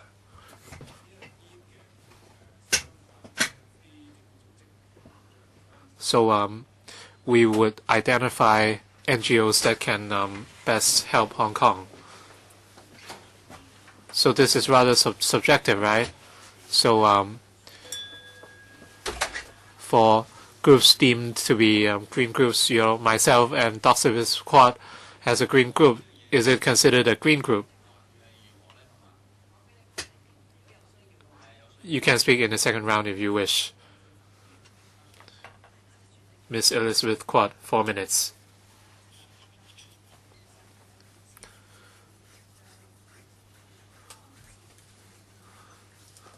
The government wants to inject energy and revitalize remote countryside areas. Of course, we will be supportive.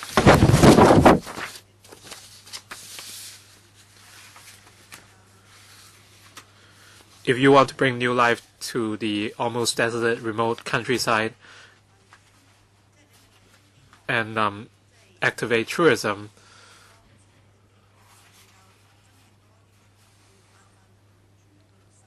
would you encourage villages to come back? Would this be considered a form of energy or new life to the villages? For some remote countryside areas, there are social value in terms of ecological value, cultural value, or architectural value. So we want to achieve a degree of sustainability so as to villages returning to the village that can encourage the rehabilitation.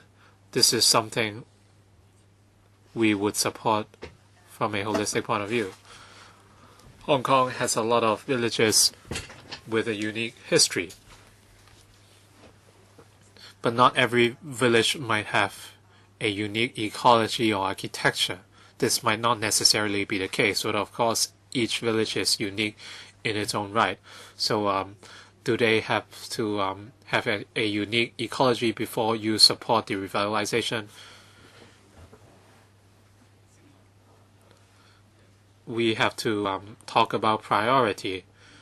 Hong Kong has a lot of remote villages, so according to the policy address, we would deal with 1 or 2 sites as top priority.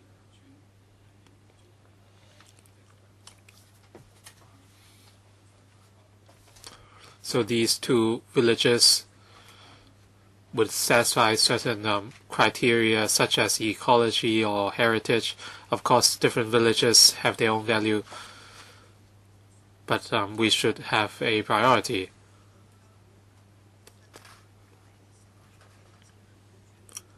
So does it mean that the CCO and the 1 billion of funds earmarked would only serve those 2 villages? This is not the case. We have a steering or advisory committee, and we will discuss how the resources would be invested. As for whether there would be a 3rd or 4th village, I think we can have a frank discussion in the committee. For a lot of villages,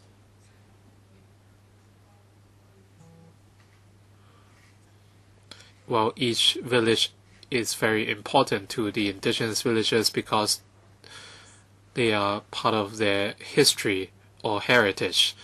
I do not know how you define which villages are more precious and which not.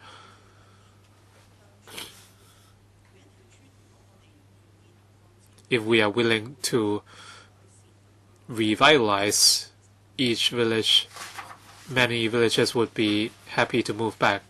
But the situation is a lot of villages have no electricity and water access or emergency access, so the villages could not go back. For example, Yuqi Lam Chun in Manshan, I've been following up on this for maybe 10 years, and there are a few dozen households, and at its peak there were hundreds of households.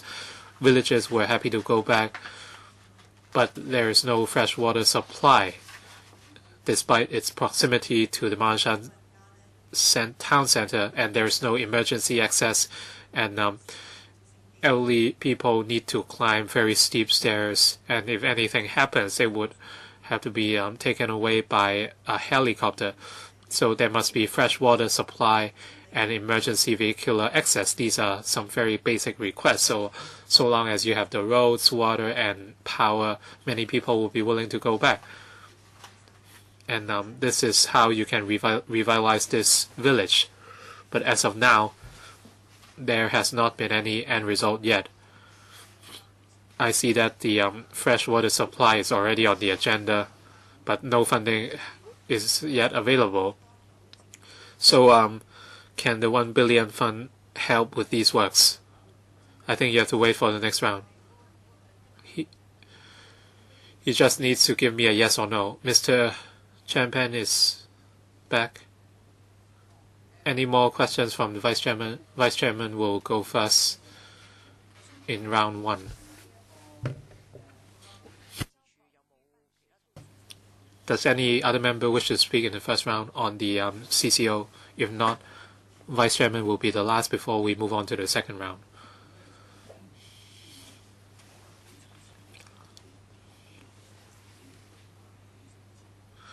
I'm supportive towards the setting up of the CCO, but I do not want to see any redundancy.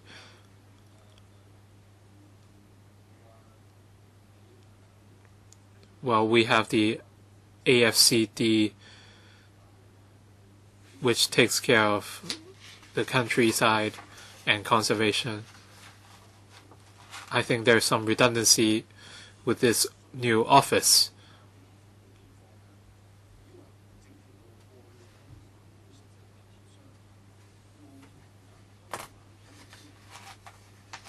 Some people thought that without roads we can conserve the place, but the reality is probably the opposite. With roads, everything would fall into place. If you have proper infrastructure, you can better manage the place. Hong Kong lacks the space for people to take a breath and relax. I'm very supportive of the work, but I don't know why the Environment Bureau would set up this office. I think the AFCD should take the lead in taking up the work.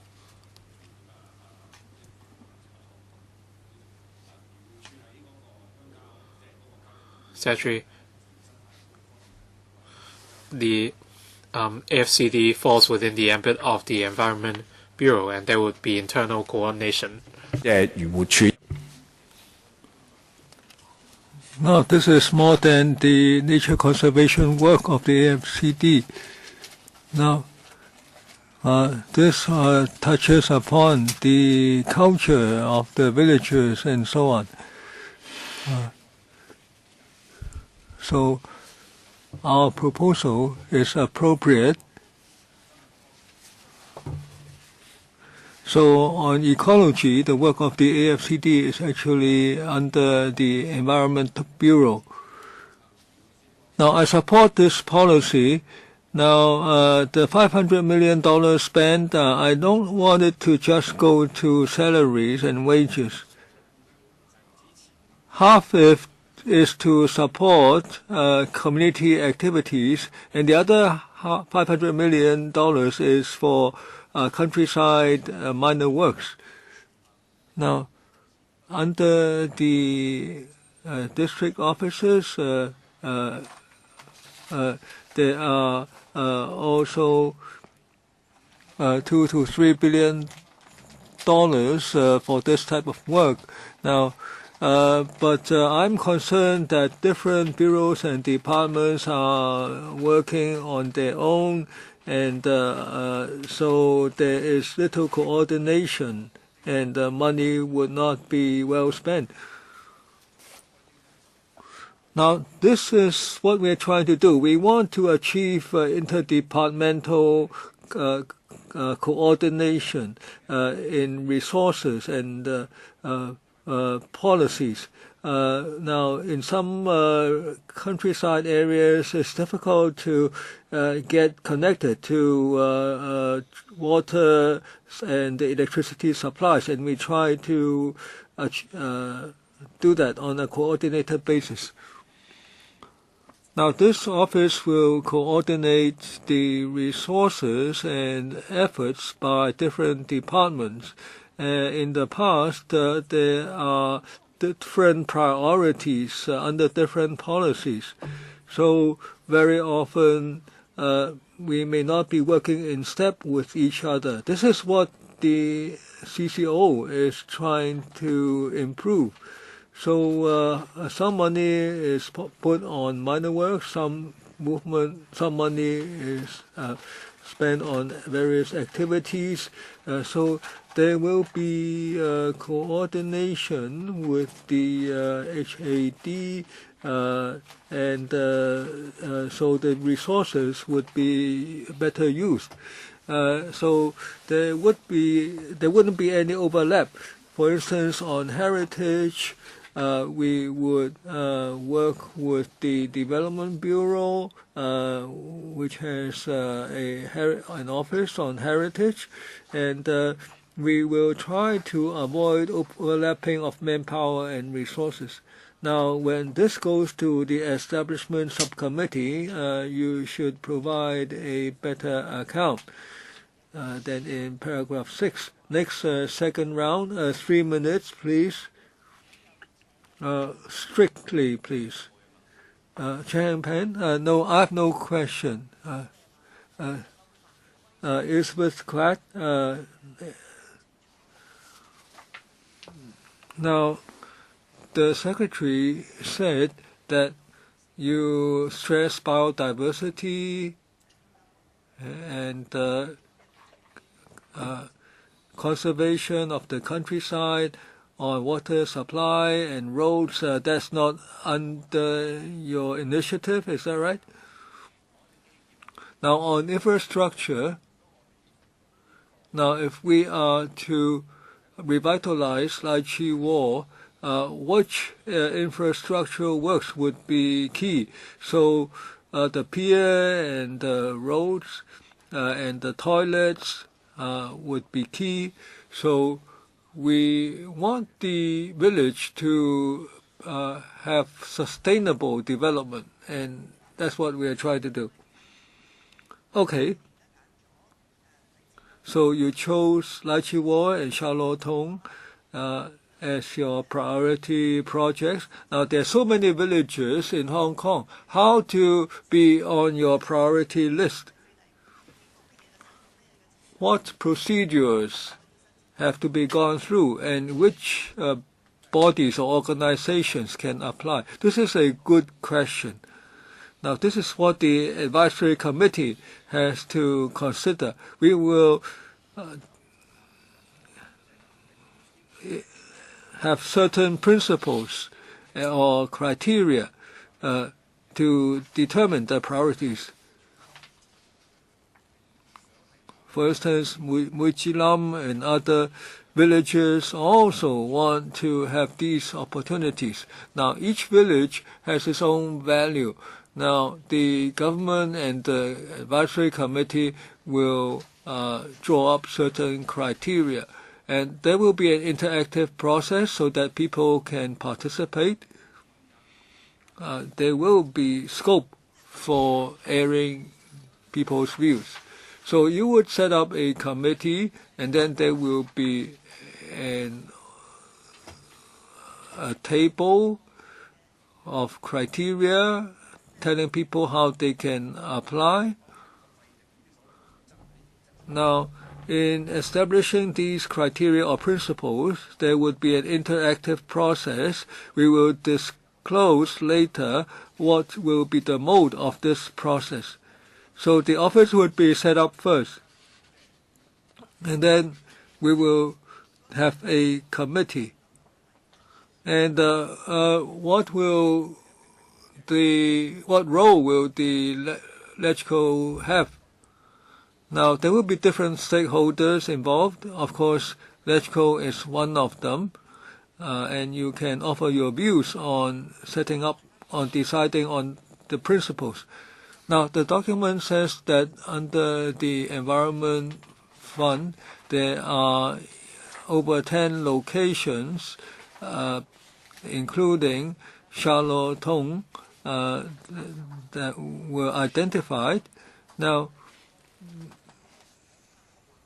in conservation efforts, we used to have a certain conservation programs, and for the CCO, now, will you give an account to the Environmental Affairs Panel every year, or what? Now, on the management agreement scheme, now, as I said in the introduction, Now, this is a major task of the CCO. We want to deploy the resources well. We don't want there to be overlap. So the management agreements now being subsidized, now will they be continued or will they be merged? This is one of the tasks of the CCO. And there will be different environmental projects like the minor improvement works. Now we will follow the existing funding process for public works, and if necessary, we will seek the support of LegCo. So we will come back to LegCo from time to time and let members know of our progress. Now the $500 million minor improvement works, so that may not be all. You might come back later for more. Now the 12 villages identified, will they be on the priority list? Because you've identified them, so would those enjoy higher priority? Now, apart from Xiaolotong and Lai Chi Wo, we will also have other a number of other projects. We will consult the stakeholders, including the advisory committee, and have regard to overall conservation needs, including ecological value. And these 12 priority areas will enjoy priority. Now, ecological value will be one consideration, and the other factors will also be taken into account. The Vice Chairman has a follow-up question. He will be the last to ask these questions. Now, we know that AFCD, now in the year 2000, it was just the name was changed to include the conservation element. Now, the AFCD used to be under the Food and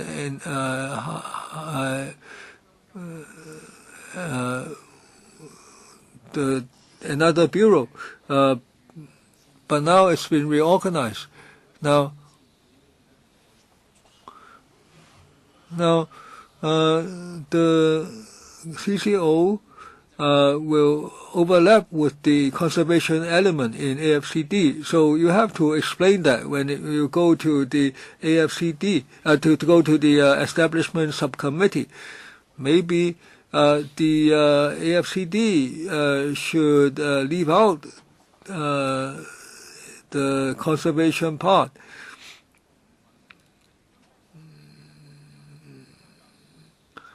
So maybe the countryside conservation side would be switched over to you so that there wouldn't be overlap. Now, otherwise, there would be overlapping with the AFCD under the Food and Health Bureau. Maybe Mr. Chen can reply. I want to clarify. Now, right now under AFCD, we are responsible for nature conservation and also for country parks. So there are two branches, conservation and country parks. Now, this is actually under the Environment Bureau and not under FHB. So the conservation work is under the Environment Bureau. Now, this new office has a similar name as my title. Actually, there's a division of labor. Now, I'm responsible for nature conservation. This is with regard to conservation work under the FCD, including assessment of ecology, protection of endangered species, protection of wetlands, protection of biodiversity, So that's under us. Now, as for the new CCO and the new post, now that will be mainly responsible for revitalizing the countryside. So it's not just conservation, but it will look at heritage and history, so there is a difference in function. And the new post is not responsible for country parks. The country parks are still under the AFCD.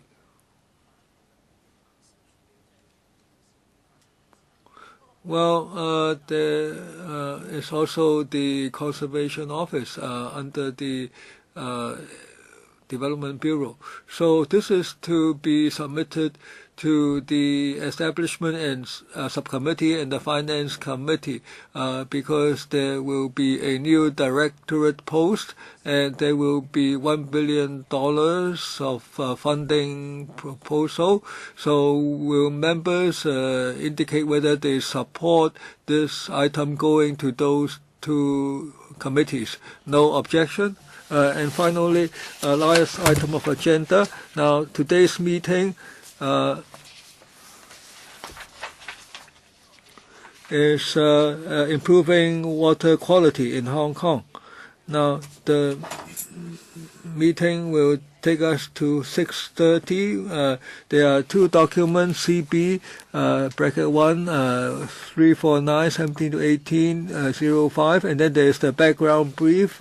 That's bracket 06 document. The background brief by Electrical Secretariat, and I'm thankful that the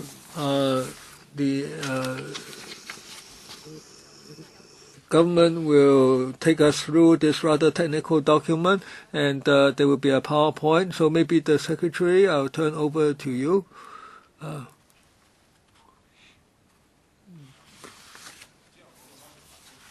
Now, I will make the opening remarks.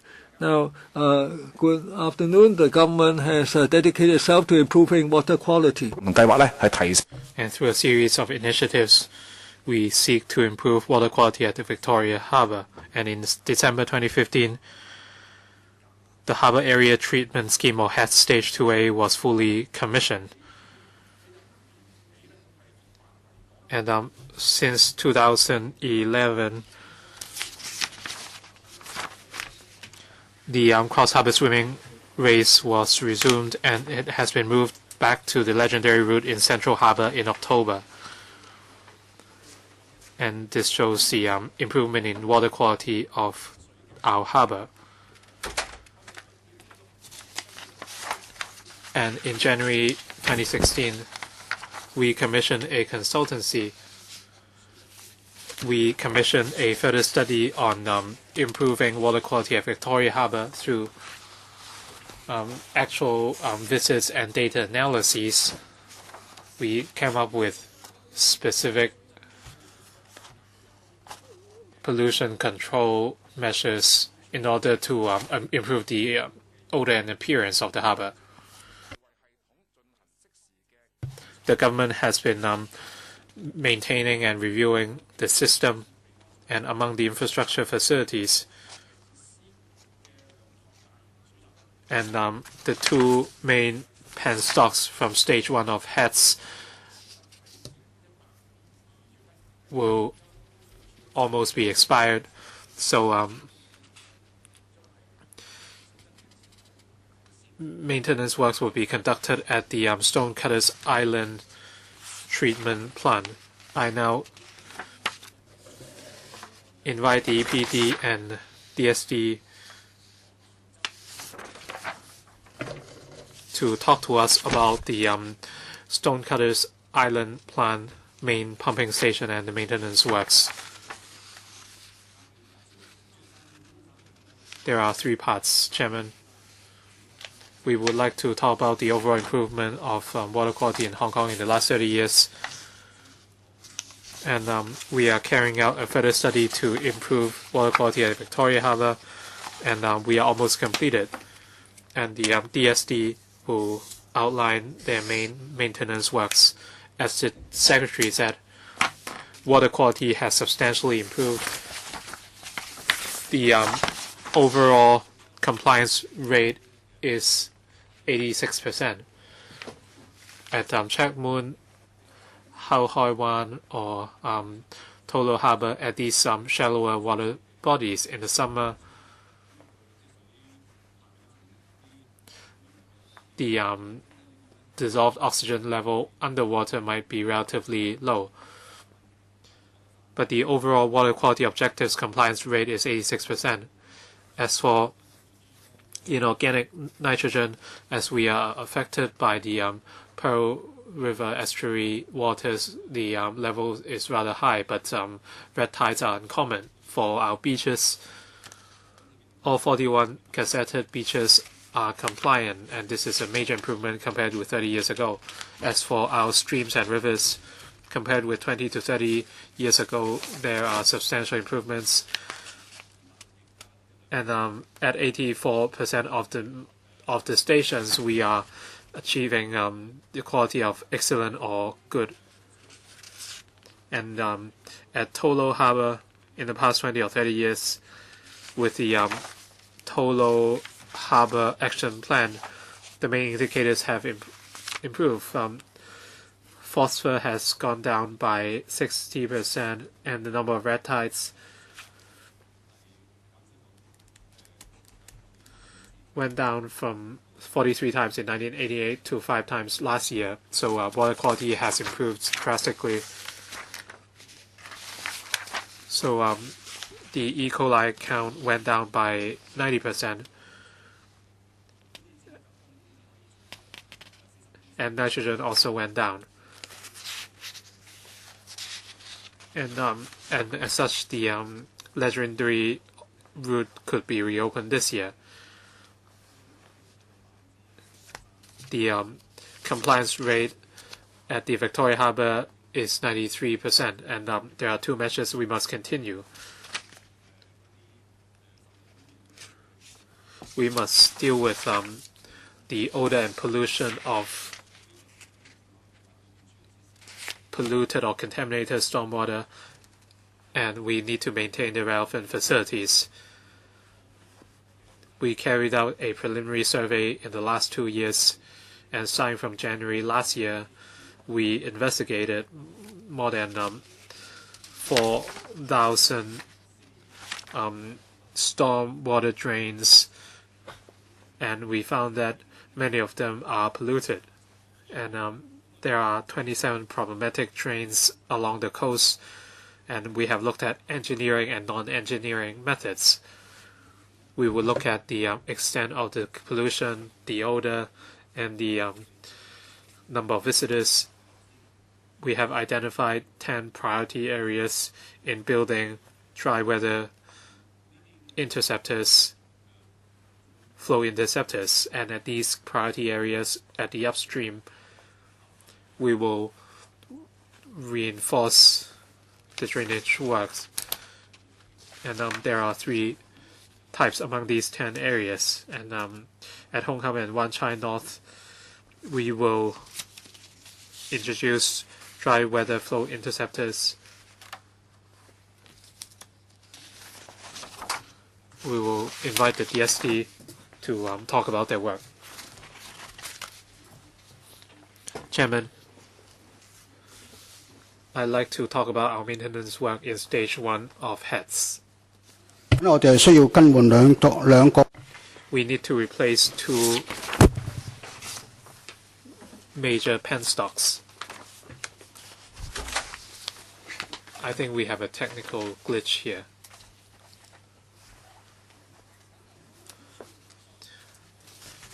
We need to replace 2 penstocks. In 2001, before heads was commissioned, there are a number of preliminary treatment plants in Hong Kong and Kowloon, those denoted in yellow. After the silting and treatment, the water would be discharged into the harbor. And in 2001, the first stage of heads was commissioned.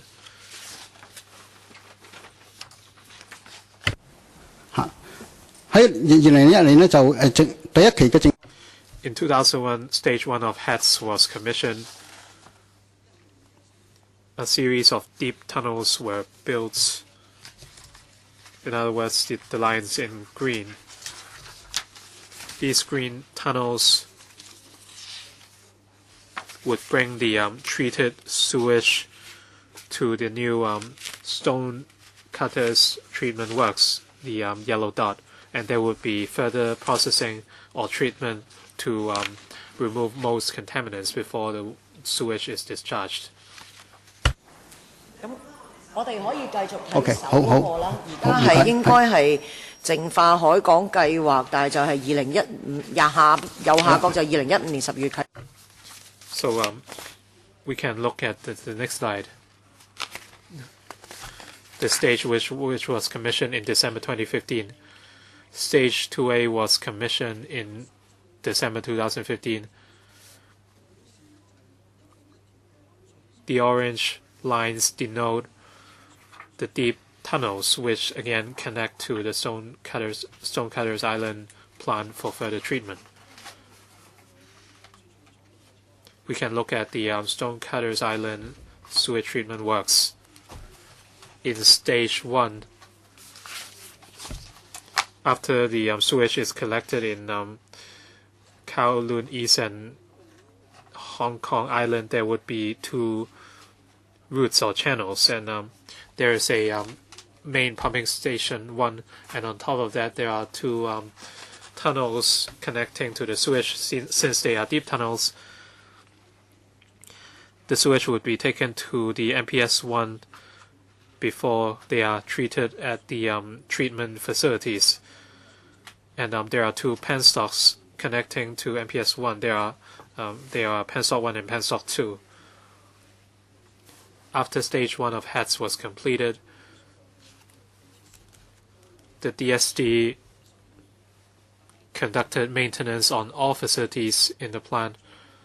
Since these were external penstocks to the MPS, so without affecting, so the DSD was not able to maintain the penstocks without affecting HETS. 上翻一張。再上。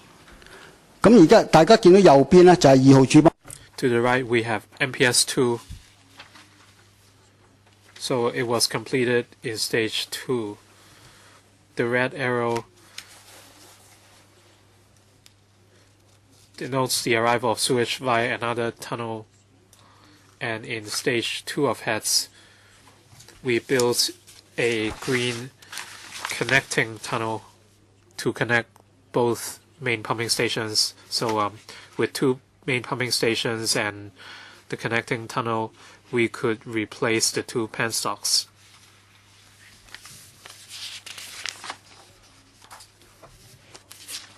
This shows MPS 1. These are the 2 penstocks we need to replace, denoted by the arrows. They are about 34 meters deep. During the works, our staff had to reach that area, and before that, we had to suck all the sewage out. It is an enclosed area, and there are also relevant risks, so we had to ensure safety before our staff arrived at that area. And when the workers were there, the water inlet at MPS 1 must be suspended. So the sewer treatment works on the upstream have to undergo a sewage bypass.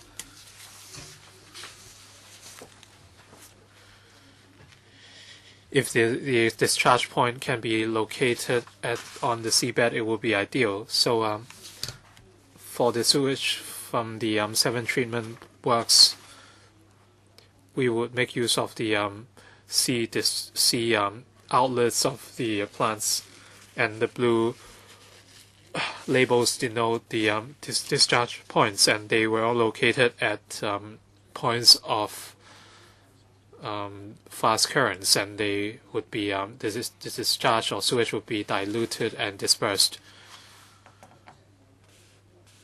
In other countries, there were plenty of examples of screened sewage bypass for planned maintenance. The impact would be better than a spot replacement or maintenance. And as we said, the discharge would take place on the seabed as much as possible, and this includes the Wai-keung sewage treatment works, and there would be a special arrangement here.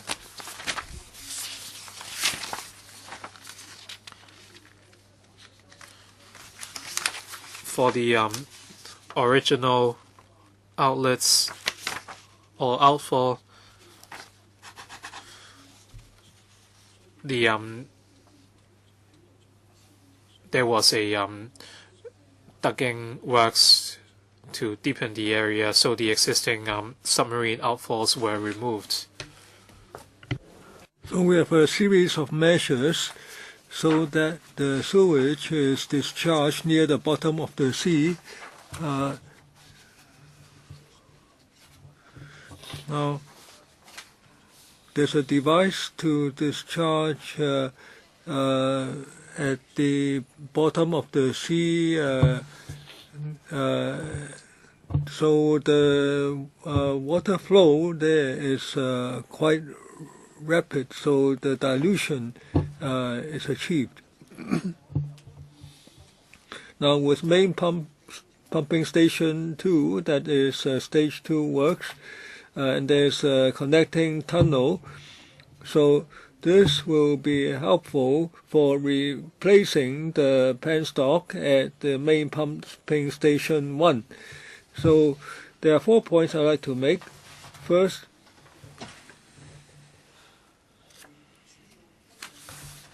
when we replace the penstocks, there are 2 work stages. First, to dismantle the existing penstock, and then to install the new penstock.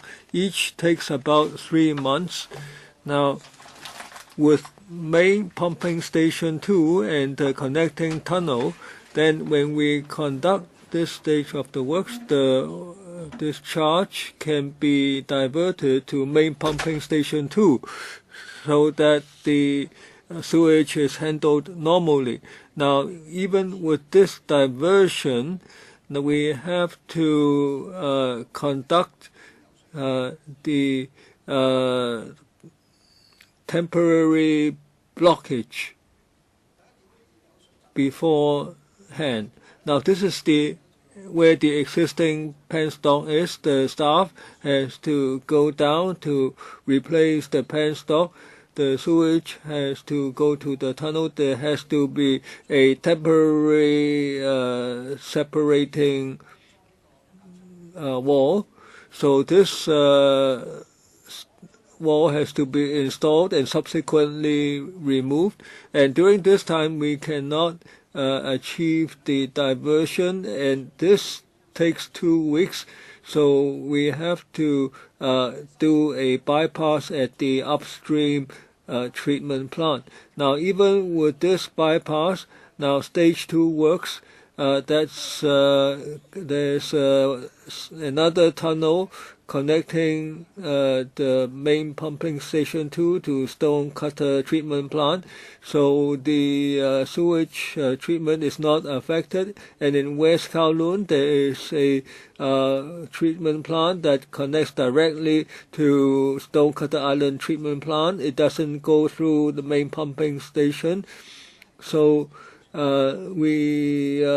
so 45% of the discharge will be handled normally while we undertake this process. And finally, to minimize the impact on water quality, the stage 2 bypass is conducted in dry season. Each time we dismantle the penstock, we the bypass is conducted during the dry season, and when we remove it and we stay out of the swimming season. And in 2018 there will be a bypass because the concern is with the existing penstock. That penstock has been in service for over 16 years.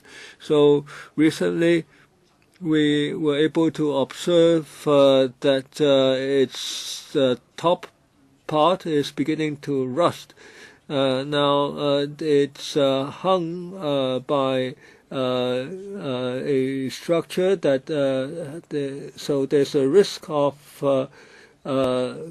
collapse. So if indeed there is a collapse, the bypass might take several months. So prevent that happening, for the first bypass we have to install a temporary support, and so that bypass there has to be 5 bypasses, and then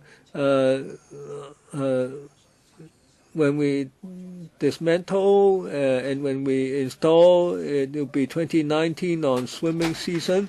So there will be 5 bypasses each time, not more than 2 weeks, but we continue to monitor throughout.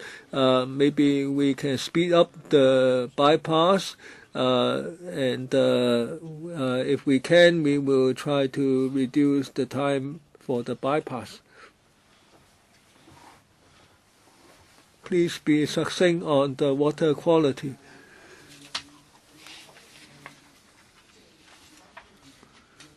Now, we make use of the hatch tool, so we reduce the duration of the bypass, and we undertook a detailed water quality assessment. Now, during the 2 weeks of bypass, there is some deterioration in the water quality of Victoria Harbour, and at Chin Wan Beach and at Ma Wan there is a fish breeding area. Now you can see that the E. coli content will deteriorate a bit. Now but these are further away from Victoria Harbour. However, each beach is still within the prescribed standard, that is under 610. Now, and also this, you can look at the oxygen content in the sea water. Now, this is lower than when there was no bypass, but still is still 6 milligrams, over 6 milligrams per liter. Now, so we need to replace the penstock because it's been in operation for 16 years, over 16 years. Now we understand your conclusion. Now, due to time constraint, now apart from the secretary and and Alberts being here, there's senior environmental protection officer and assistant director of DSD, Mr. Chow, and the chief engineer, Mr. Kan, and the senior engineer, Mr. Lee. 3 members have raised their hands. Now, we may extend by at least 10 minutes, 4 minutes each. So there's no funding request, so there's no need for declaration of interest. Elizabeth Quack. Now, on the 5 bypasses, now, would the discharge affect the fish breeding rafts? If there is, will the government offer any compensation?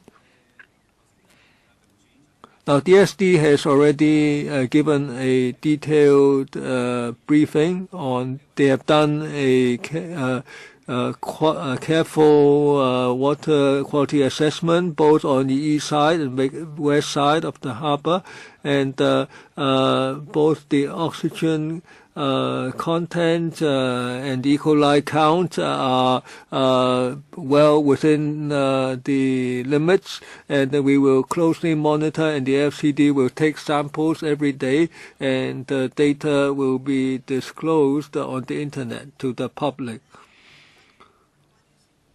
I'd like to ask about the water quality in Shing Mun River. Now, although the water quality in Victoria Harbour has improved in the past few years, basically every year in Shing Mun River there were dead fish and odor at certain stretches, and Tolo Harbour there were also dead fish found, and in Sha Tin area there were villages still have sewage directly discharged, being directly discharged into Shing Mun River and hence into Tolo Harbour. So how do you handle that?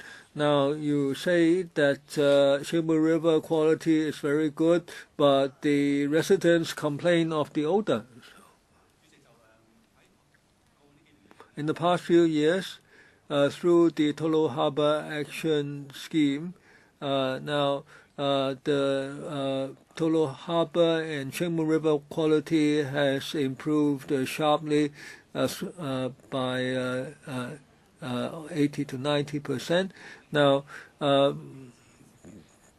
residents have been concerned about the situation in Shing Mun River. Now, there were said to be dead fish and red tide, but we took samples and we found that they were not related to the contamination events. Now, the water there in the river is shallow and is easily vulnerable to weather changes, and the FCD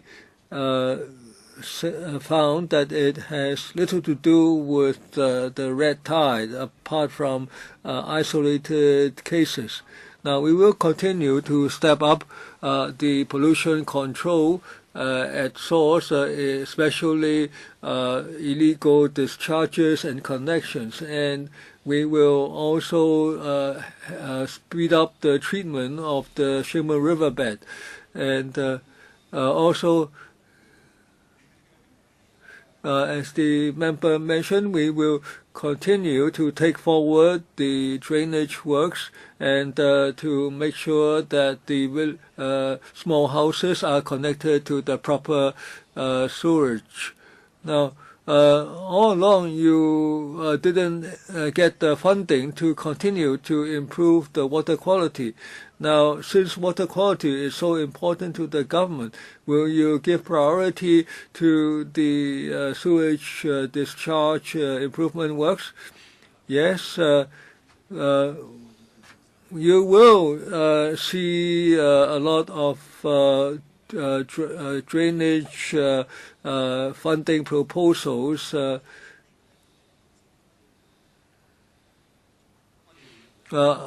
underwater sludge. Will you supply the information in a separate document? Yes. Now, two questions. Now, the chief engineer briefed us on the changing of the penstocks. Now, the 10 weeks of bypass. Now, when the works are completed in the second half of 2020, there will be no more need for bypass. And second question, now Ms. Kwan asked about the wrong connections of sewerage. Now, how many sewage pipes have been wrongly connected to these drainage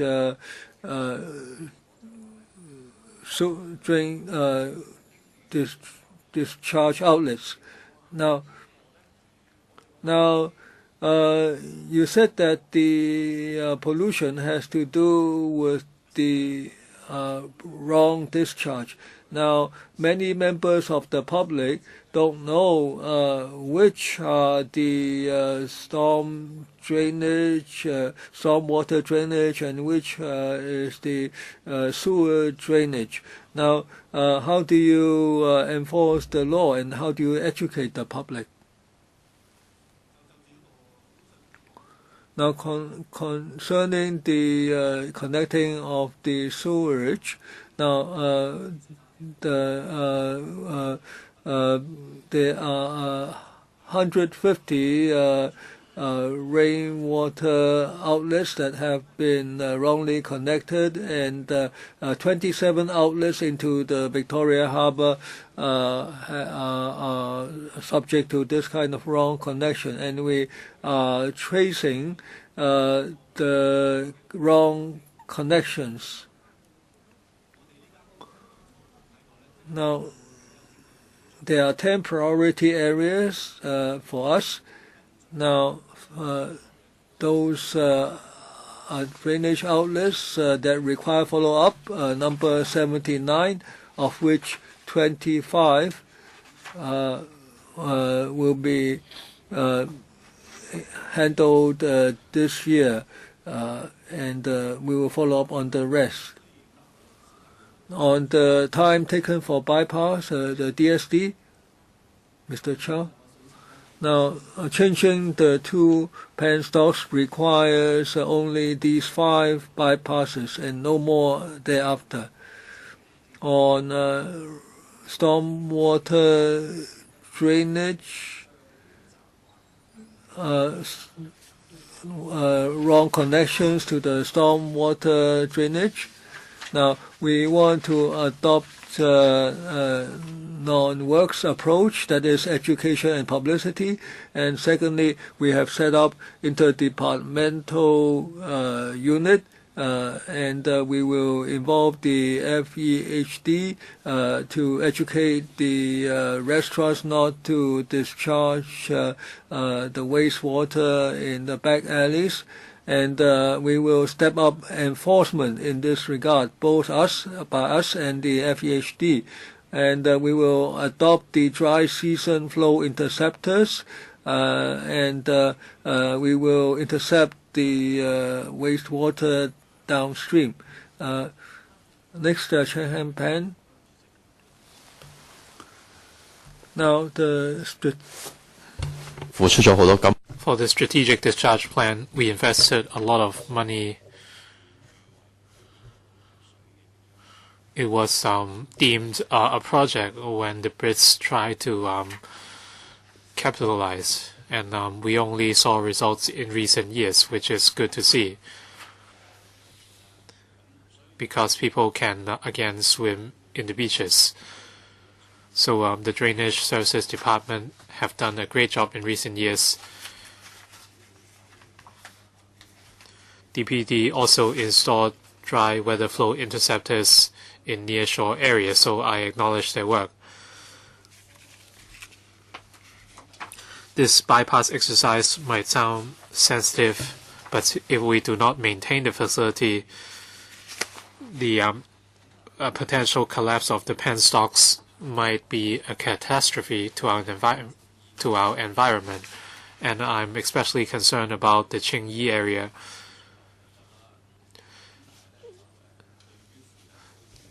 Even though the number channel has fast currents, would that have an impact on the residents? I hope the government will communicate more with the Kwai Chung District Council so the district councillors would know more.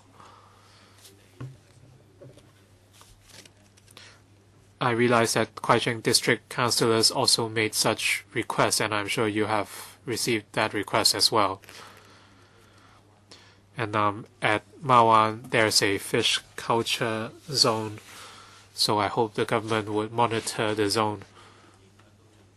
If the sewage affects the fish or lead to unusual deaths at the fish culture zone, the government should remain vigilant and they should take water samples, and in case of losses, there should be compensation.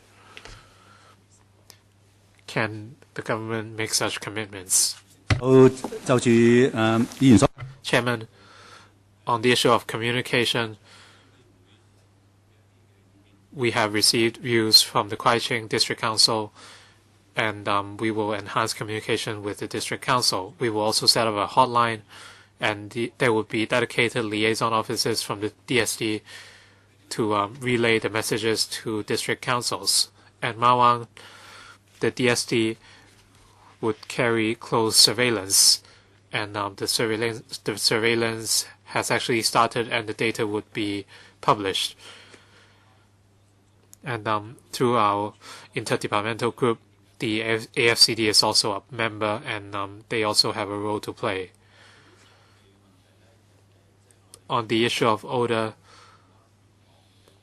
for those living along the shores of Chun Wan, we know very well that the odor is unacceptable.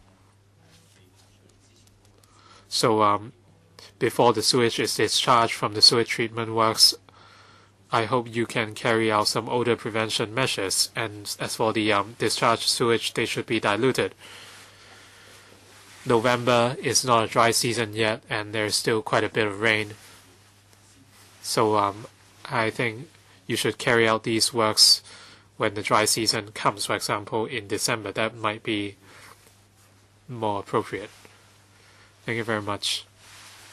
Anything in response? Perhaps the DSD can talk about the odor control measures. I'd like to talk about the water quality and the Lambert Channel. The currents are quite fast, at up to a meter per second, and elsewhere it's 100 meters per second, and the odor would be diluted. DSD, please. Mr. Chan is concerned about the odor. And in mid-February,